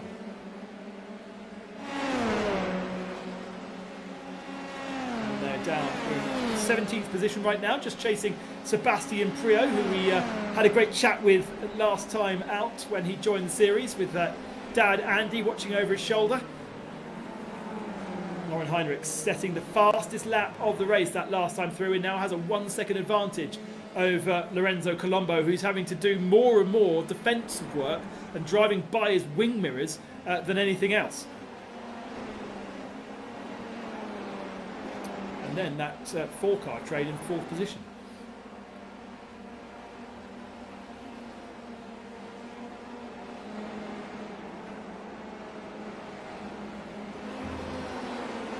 There are the 4 cars, Raul Hyman, Alexei Nesov, Philippe Eng. So Hyman's got ahead of Nesov. That's a change of position. And Nesov almost all of a sudden doesn't look very, very strong, does he? He's having to slightly defend from Philippe Eng. So I don't know what's happened there. And Eng's got Bolok Bashi also to contend with. But Hyman was passed by Nesov, and now it's changed round again. Yeah, clearly lots of drama taking place in this race as we focus on other battles too. So lots of chopping and changing. Is that a slow car? Or is that just a lapped one? I guess it's a lapped car, so nothing to worry about as such, dear viewers. But right now, this big train that you're watching on screen is going to be the battle for the top half. And these drivers are just so competitive, always on the very edge. And you can see all of them in the way they're driving, essentially just waiting for that mistake so they can put their noses right in, or waiting for that pit window, because then the seasoned esports veterans will come in, and that just changes things up completely, doesn't it? Here we go then. A bit further back, side by side, Tony Kanaan and Mike Rockenfeller. How cool is that? Rockenfeller goes ahead of Tony Kanaan. And I tell you what, that Jimmy Broadbent car has never been so high up. It'll be getting a nosebleed. 19th position for Mike Rockenfeller. And a hand over to Jimmy Broadbent, and presumably it will go backwards from there. That's unfair on Jimmy, actually. But has a decent teammate here. Rocky, not with a huge amount of iRacing experience, and a little bit slow through 130R, so Kanaan looks to the outside line. I can't think of any time in the world where these two would have raced together, but they're two legends of the sport, and they're racing here on the VCO ProSim Series. And of all the places, Ben, at Suzuka, which is so far away from all the traditional motorsport homes and centres that Europe offers, Kanaan goes to the outside line. This should be interesting, but he has to back out. You just can't do that at turn number 1 at Suzuka. You go side by side as it dips through. Well, someone could be in the grass and straight into the tyre barrier on the outside. That's not a good idea. Kanaan just looking for something at the S's. And this is what I love, when you actually start looking down the timing screen and you see these names. Harry Tinkler's battling with Martin Tomczyk. Okay, they're battling for 21st position, but how cool is that? It's not just about, I mean, we're having a great masterclass from our leaders, and in fact, equidistant now, Heinrich, Colombo and Kerem. Be interesting to see what happens when we have the pit stops and it's Carroll, Beneke and Backham. But just looking down the order and seeing all these different names, Mirko Bortolotti and Will Stevens with Rubens Barrichello in attendance for 10th, 11th and 12th. That is Job van Uiteren, who is the fastest man at Le Mans, the fastest silver driver at Le Mans. He's got a drive-through penalty for causing a collision, I'm afraid. Oh, Colombo is very slow through 130R, and here comes Sage Karam to try and go around the outside. Thinks against it, but Colombo definitely struggling in certain points around this circuit. He'll be looking forward to getting it over to Maximilian Beneke as Philippe Eng comes into the pits. The window only just opening, and Eng already handing over to Sebastian Job and getting himself crucially out of that traffic. You can see how seriously these drivers take this championship. They're just calculating things down to the very end, and Eng at the first opportunity jumping the gun. Here he is in the pits. See the car go up, and then the driver swap will take place. But on the track, ample of battles going on right now. Is that Cem who's made a move up here? Yep, Cem ahead of Alexei Nesov. So maybe with Philippe Eng getting out of that kind of cork and stop that he was in there has allowed Cem Bassi up to 5th position. Nesov really struggling, so Patrick Holtzman with more and more work to do now. Raul Hyman still in 4th position. Interesting to see how Felix Luding gets on, being up in P4. and really it's going to be a proper swap around. There is our zoom with some of our drivers, some driving, some about to drive. Ayhan Guvin in the pits, and I think handing over to Joshua Rogers, but they're actually completely out of the points right now in 32nd position. Sebastian Job back out onto circuit, and in clear air, Sophia Flörsch just ahead of him with a 3-second advantage. So it'll be interesting to see what this first lap is like and how it compares to the likes of Hyman, Bolot-Bashi and Nesov, who they were fighting with before. Yeah, indeed. So this is where the fun part of the race begins. Now that we see all the strategic changes taking place, we just have to keep one eye on the timing to get an idea about how everything is going about. And you can see the lack of confidence that Colombo seems to have in the car in comparison to the others. He would just want to dive down as soon as possible, which probably will be the next time out, and just Sage Karam at the back. You know Sage Karam, a proper single-seater veteran in Indy cars as well. His confidence is just growing with every lap. Well, he's going to have to step out rather soon, Ben.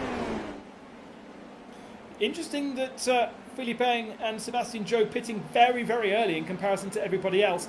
For the moment it's working, but Job is very quickly going to be in traffic, and will have Sophia Flörsch to pass, and he'll have to hope and pray that he gets a good moment to do so. Kanan has come into the pits, as has Rafael Marcello, and so has Will Stevens as well. So we are seeing some changes in the mid-pack. Harry Tinknell comes into the pits from P20.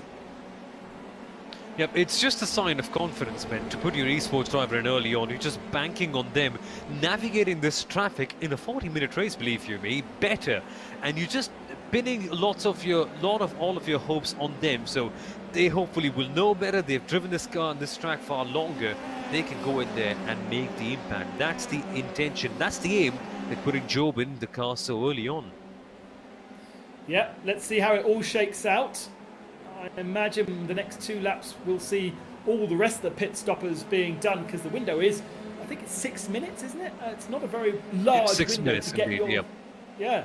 So opened at 25, and as these guys come across the line, that'll be about 21. So they might be able to put one more lap in if they want to. Lauren Heinrich still leading. Now Colombo on this lap so much stronger, so much better, and within 3 or 4 tenths of Heinrich at the head of the field. Exactly, just somewhat found a great amount of pace, and then just as his confidence grew, it just comes to an end because he goes to the pit lane, and well, they're leaving it a bit late, aren't they? The lap around here at Suzuka, around 2 odd minutes. We've got 2 minutes left till the pit window ends, and Heinrich and Carroll, along with Karam and Backham, both have elected to stay out. They're going to the very end. Man, that's some trust on Lon Heinrich and Sage Karam, who have actually done quite a fair bit in the sims as well. Yeah, a lot of drivers, interestingly, as Job van Uitrecht goes for a spin. Yet to take his drive to a penalty, I think. Plenty of cars still staying out, actually. So Beneke now aboard the 33. Patrick Holtzman is in the 27. Rockenfeller has taken over. Rockenfeller is in the pits to hand over to Jimmy Broadbent. But I'm curious to see how Patrick Holtzman comes out in comparison to Sebastian Job, who's had to make 2-3 passes on that last lap. And here comes Holtzman out of the pits now with Maximilian Beneke ahead. And is that Sebastian Job coming down the pit straight? I think it is. And Job sweeps around and takes the position. So wise move from Philippe Eng and Sebastian Job to do that pass early, and moreover, look, traffic as well to contend with. Danny Kroos is between the two of them, and so that gives Sebastian Job even more breathing space. I'm going to predict that Job, after all these pit stops shake out, is going to be in P3. You know, it takes a great amount of... Yeah, maybe just around that margin. And it takes a great amount of self-awareness from a driver like Philippe Eng to realise that, okay, Sebastian Job, well, I may be the real-world pro, but he knows more in this case. Let me put my confidence on him. Let me go earlier and let Job have that one perfect hot lap where he can take on all the traffic and make the impact. And boy, has he made an impact right here. Maxime Beneke has a 30-second gap to the nearest car, so he has a beautiful bit of clear track, whilst the rest of his rivals now come into pit lane. Although Raul Hyman has continued. Now, I think he'll get a penalty for that. I don't think he'll be in the window. And actually, so does Rubens Barrichello continue.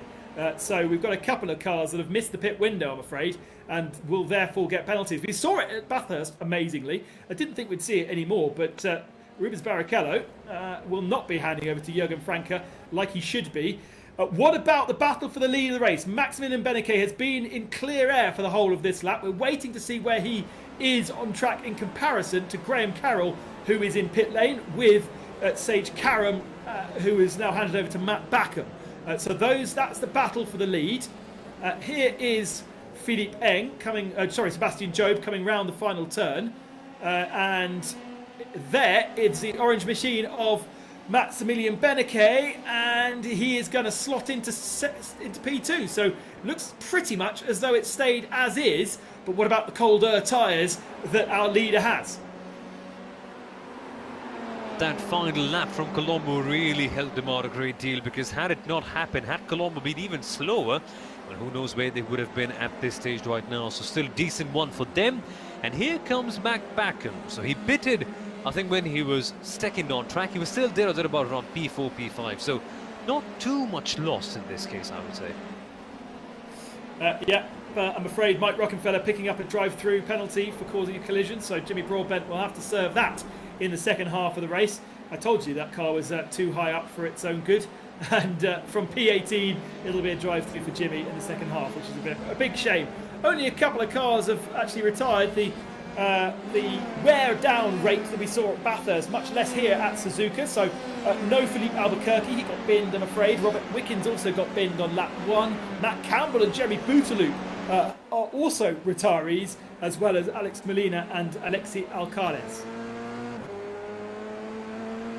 Yep, the race and all the carnage claiming multiple drivers.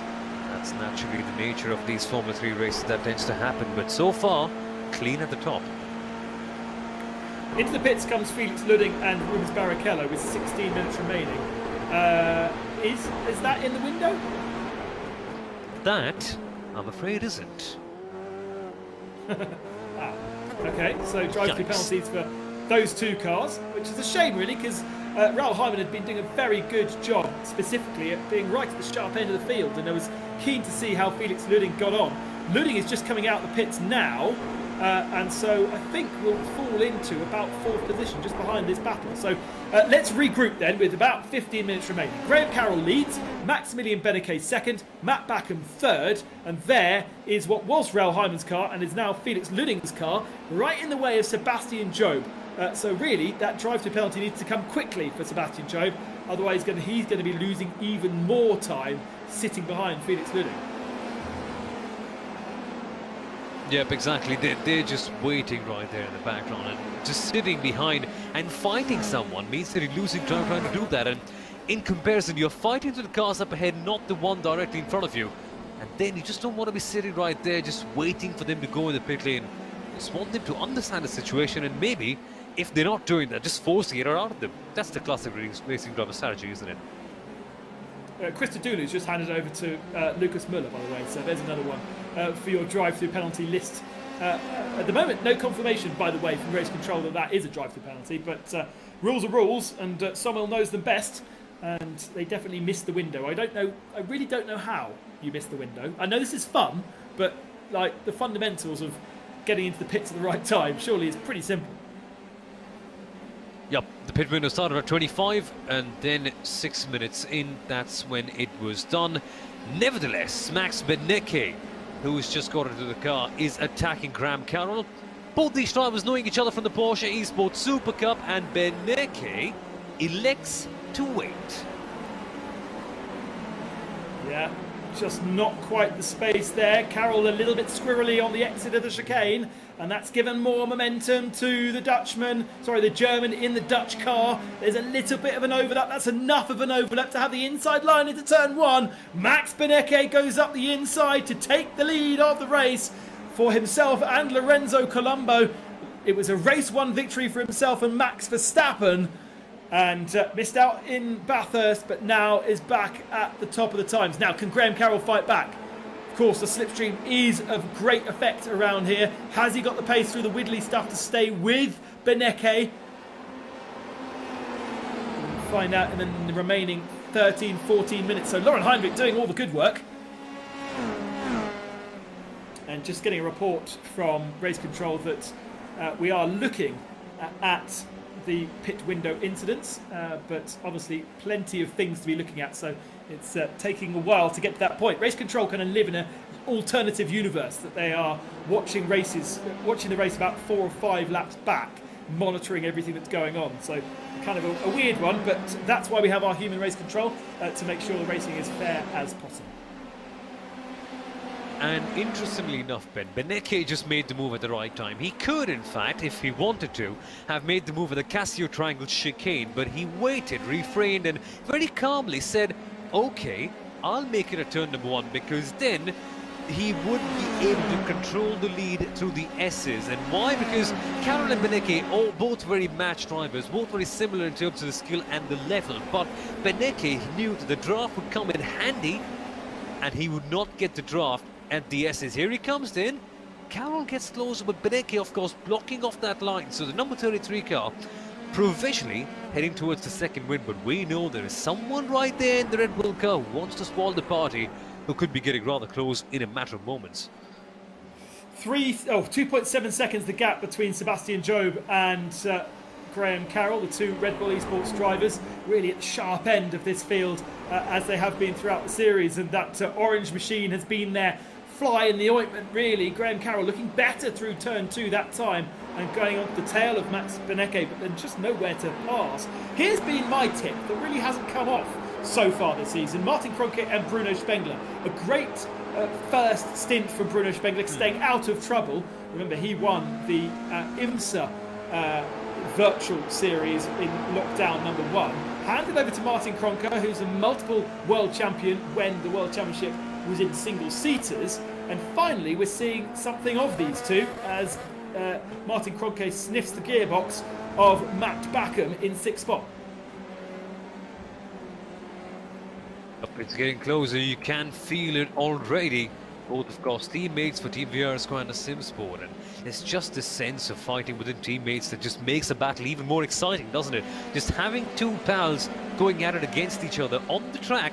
Well, classical racing, but rule number 1, do not hit your teammate. Now, their entry is different, so on the broader, grander scale of things, they are working for the same team, but right now, they're 2 different teams, 2 different entries that they're participating for, so all that teammate love that they have for other championships, well, that's not going to be existent right here.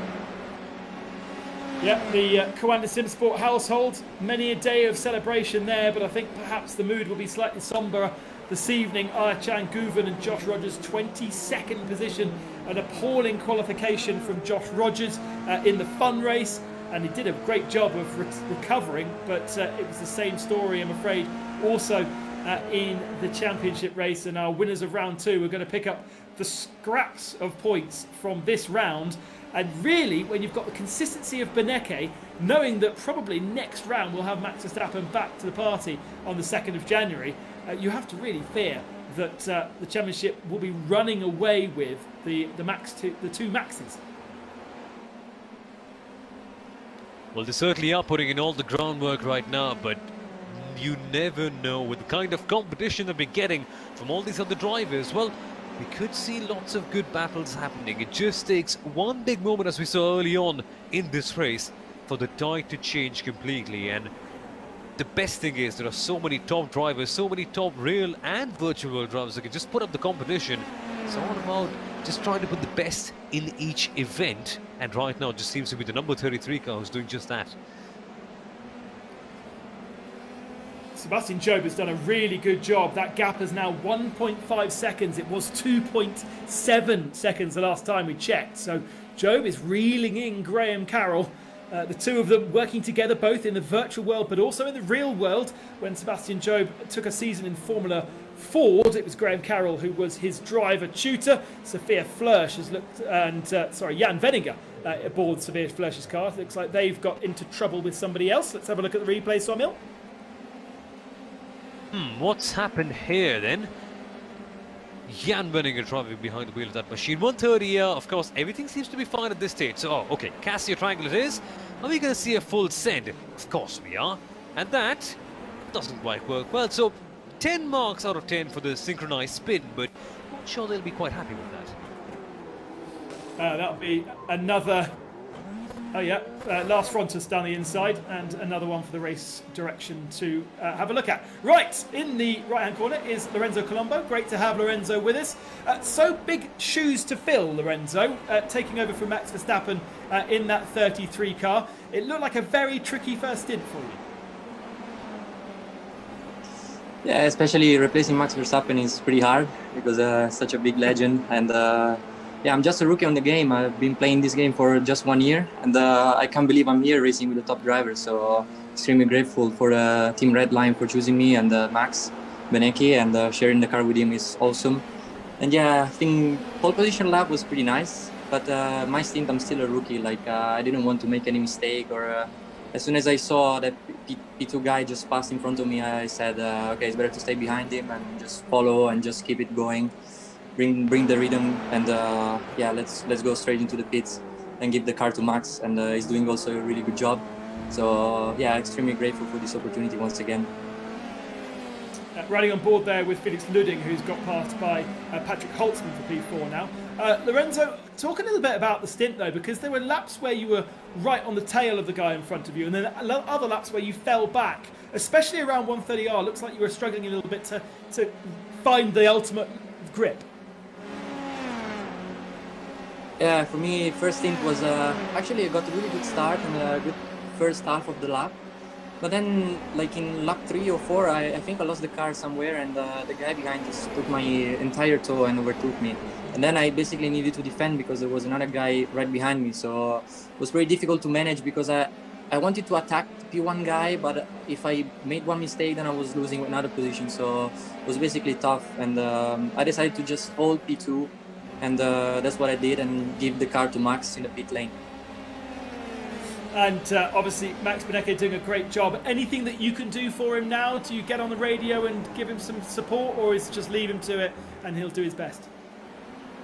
We're not talking too much at the moment because I don't want to distract him. And but yeah, of course he has a lot of experience in this game. He's number one player, so yeah, I think I will have a chat afterwards, and let's see. I think he's doing a really good job, and yeah, let's see let's wait for the checker flag. Let's see.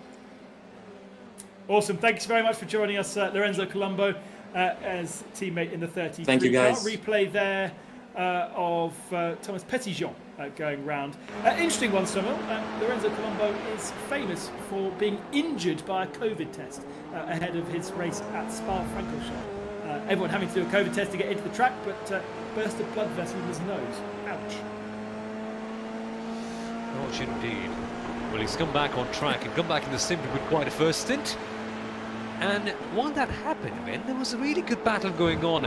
Karam and Bakum, both the Coanda drivers, going head-to-head against each other. But while that was a Coanda battle that just took place, there's a Red Bull Racing Esports battle going on right now. Graham Carroll and Sebastian Job, both drivers who compete against each other in the Jaguar Porsche Esports Super Cup, going head-to-head, toe-to-toe, with not much time left, mind you. 5.5 minutes left. What can they do? Can they fight against each other to put up quite a show, or can they just go on and get the bigger target of Benecchi up ahead? Benecchi 1.8 seconds up ahead of this little battle, so very tricky. What's going on here? Why is Sebastian Job coming into the pit lane? What? Oh. Drive-through penalty, so that must be a drive-through penalty from qualifying when Philippe Eng got in contact with Ayachan Guven. It hasn't come up on our timing screens yet, but gutting. And indeed, drive-through penalty. Now we've got the drive-through penalties. Pit lane infringement.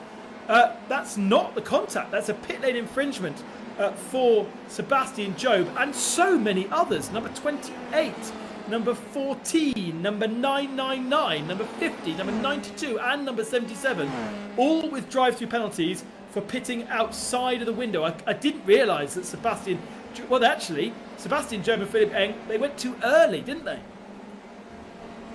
Yeah, it just seemed like it did eventually. My goodness me. So that big move that we're talking about putting all the trust on Sebastian Job, well, they just put the trust one lap earlier, And Job went out there, put the lap of his life, tried to pass as many people as he possibly could, and did. Well, it just has hit them in the foot in this case. And also our championship leaders, Guven and Rogers, 92, they're in the pits serving their drive-through penalty right now. So another big name, Will Stevens in the 28 car, 12th position. They have a drive-through penalty. The number 14 car is Tony Canan and Simone Maria Martheno from 17th, drive-through penalty.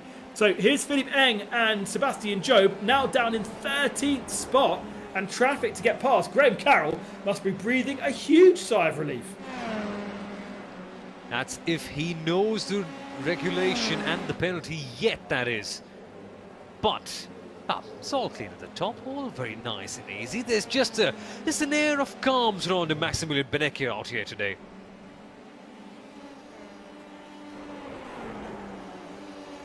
Well, that's kind of extinguished that battle at the head of the field, hasn't it? Graham Carroll kind of safe in second. He'll think he'll probably happily have that. Colombo safe, Benecke safe in first, cruising to victory, gaps of a second each. Interestingly, and I'm not sure whether they've missed the 93 car out, we were saying that Raul Hyman was too late into the pits, and at the moment he's not on that list of drive-through penalties, so stays in P4. Evidently, a slight confusion between when the pit window actually opened up. So there's a 6-minute window, and Hyman was just on the edge in that case, and there were a few drivers who went far too early planning it out. Oh, look at this one. Oh, look at this one. Florian Kruger aboard the car that was piloted by Martin Chomchek a little bit earlier on, side by side with Martin van Loosnoord, who was a bit of a star in our earlier race, but having a very mid-pack race. They've also got just ahead of them Pablo Lopez, who's already had a drive-through penalty, and behind them is Ryan Barneveld, who shares with Robbie Foley from IMSA, and Barneveld sniffs a couple of places here. That should be easy pickings for him. Up towards the end of the race, all the cars coming closer and trying to get as many positions as they can. Here comes Van Loosenoord towards the Degners. I love the Degners, frankly. They're just descending downhill right-hand turns where you have to carry all the momentum and just make sure that you commit to the corners. Leads you up towards the hairpin, where sometimes a move can be made. Not this time, unfortunately. Martin Kroenke is now up to P6. I think that's actually where he was. So it's Andrea Boccia who moved at P7 ahead of Sindre Setas, as we focus our attention on this battle for about 20th position, but so entertaining. Great to see, and more drive-through penalties being served. I just wonder whether... I'm a bit confused about this drive-through penalty for the window infringement. Obviously our window isn't quite the same place as where we thought the window was, because we definitely thought there were people who were too late, and in fact it ended up being Philippe was too early. Side by side, is that Jimmy Broadbent in there as well getting involved? No, different colour car. So that is Florian Kruger now dropping down to 21st position, losing a couple more spots. But entertaining stuff from our mid-pack drivers. Just 15 seconds remain, so Max Benecke is on his last lap.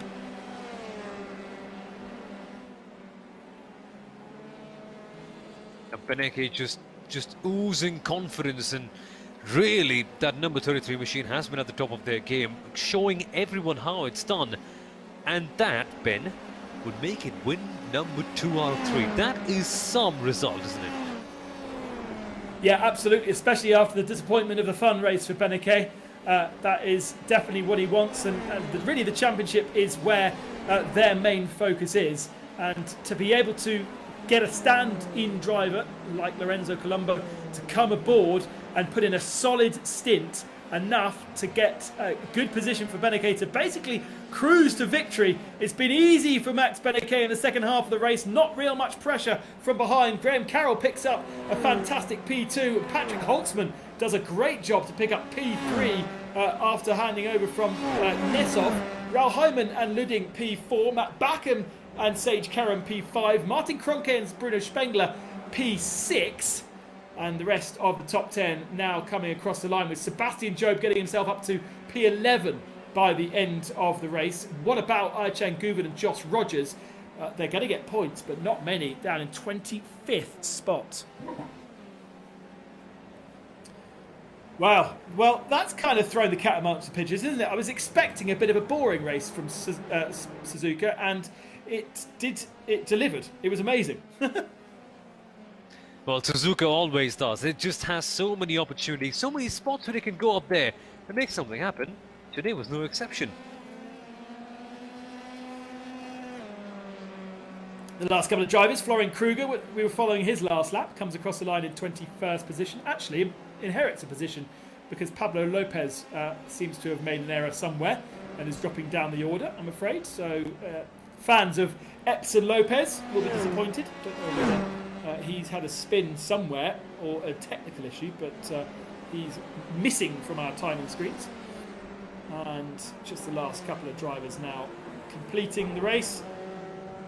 So in the end, quite a few finishers of our 41 grid, only a handful of retirees, much better than we saw from Bathurst. And so well done to all of you that selected Suzuka as a track, because I think we could have had chaos if it had been Long Beach, and it could have been very messy, but instead we had a good, proper motor race.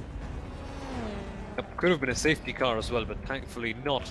We had that in the provisions for this weekend, but at Suzuka it was all clean, all very nice, and eventually the number 33 machine back at the top step for the second time this year. Man, they've been on a roll. Ahead of Heinrich and Carroll, Nesshoff and Holtzmann, Hyman and Ludding provisionally P4, Kerem, Backham, Spengler and Kroenke, Trogan and Butcher. That's actually the best that they've performed without Augusto Cadapino P7, Bortolotti and Setas P8, Bulutbashi and Nemeth in 9th. Rubens Barrichello gets a top 10, just 20 seconds off the lead. Very cool. Ahead of Philipp Eng and Sebastian Job. Mored and Almeida 12th, Zug and Kashub, then Prio and Mangen, Andrews and Petitjean. Looking forward to welcoming Romain Grosjean back on the 2nd of January in 15th position, fingers crossed. Rockefeller and Broadbent in 16th position. Good effort, boys. Stevens and Birka, then Ibrahim and Van Loosenord. Award for best stunt for that car. Foley and Barneveld and Tomczyk and Kruger.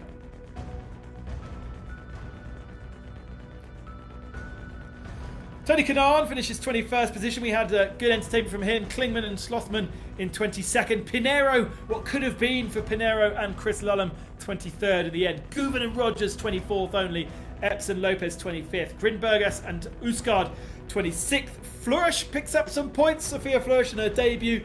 Marcello 28th, Tinknell 29th, Christodoulou gets our last point in 30th spot. He shares with Lucas Muller. The rest of the drivers that failed to score points and unfortunately also got lapped. Timo Glock in there, Beitske Visser, Matt Campbell, and some early retirees as well as Robert Wickens.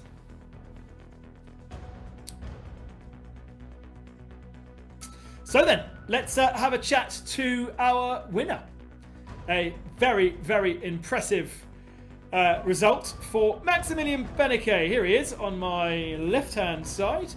Max, once again, the hard work done by your teammate, and you just had to just cruise to the end with very little pressure from behind.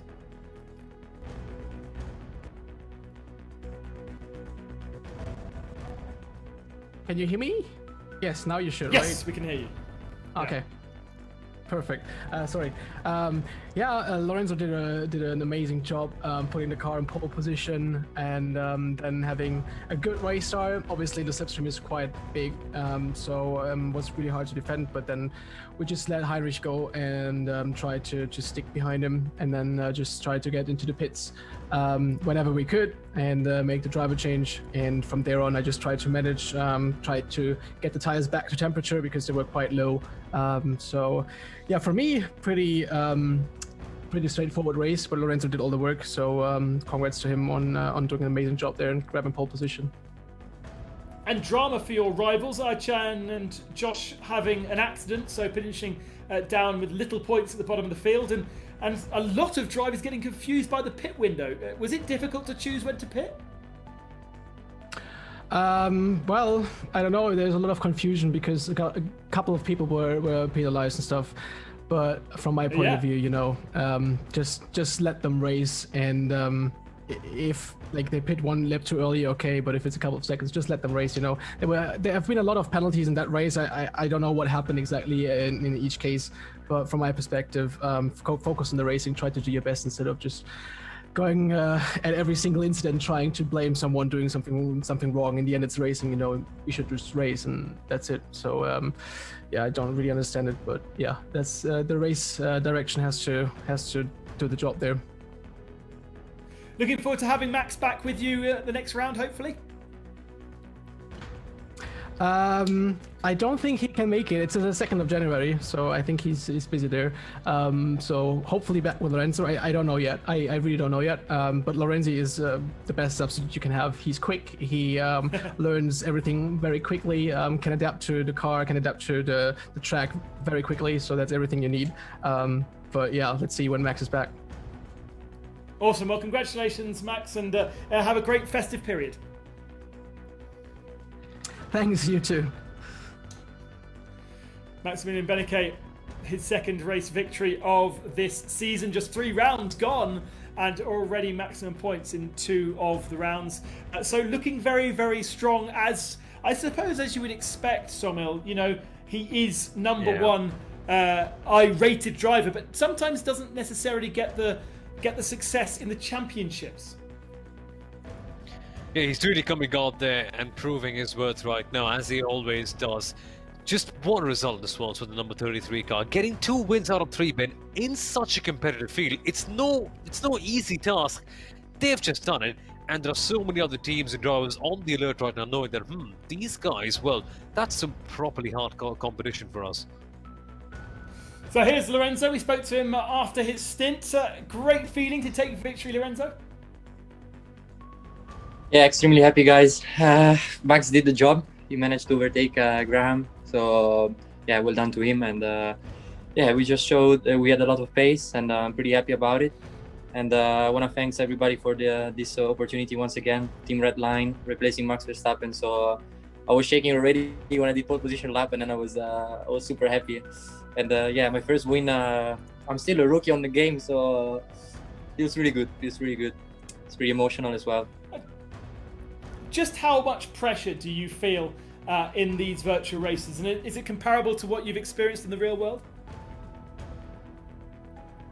I think it's even more, because as I said, I'm just a rookie, and I'm racing with all the pro drivers, sim drivers. So championship level, it's like the highest I've been so far in sim racing. So definitely pressure is quite high, but yeah, now I think I'm getting used to it. And first race actually in Bathurst was much more than this, and this one just went more. I was more confident about myself and the performance.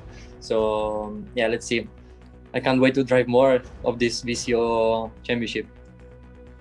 Well, it's great to have you with us, and congratulations, and get practicing, because it looks like you're in for the long run with Mr. Beneke, and perhaps a championship challenger. Lorenzo Colombo and Max Beneke are our winners for the championship race, and a very entertaining fun race earlier on today as well with our Esports pros debuting the Dallara IR01. Thank you very much to Simil for joining us for another epic VCO adventure, Simil. Always my pleasure. With the kind of racing that we've got here and the kind of competition that's involved, it just becomes so easy for a commentator like us. It's just so much fun, and we hope that you had fun as well, because we're going to be back in a very, very short time, but with another big fun race and the main championship event that we're going to have. I can't wait. I'm already buzzing for that. Yeah, we switched it up a little bit on September. On the 2nd of January, that's a Saturday, we will be racing our 4th round of the VCO ProSIM Series. So make sure you put that one in your diary. And a week before that, we will have our VCO Sim Awards ceremony. The Simmies will be airing on the 26th of December. So find out who won the best driver of the year, the best social media, the best event, and all with some very insightful and interesting interviews as well, and a very handsome presenter doing that. You may recognise him. For the moment, though, thank you very much for joining us this evening. It's been great entertainment. Thank you to all of our pros for putting on such a great show as well. And fingers crossed there's not too many work to do for race control this evening. Seems to be a lot of incidents to sort out. But until then, we'll see you on the 2nd of January. Make it a date.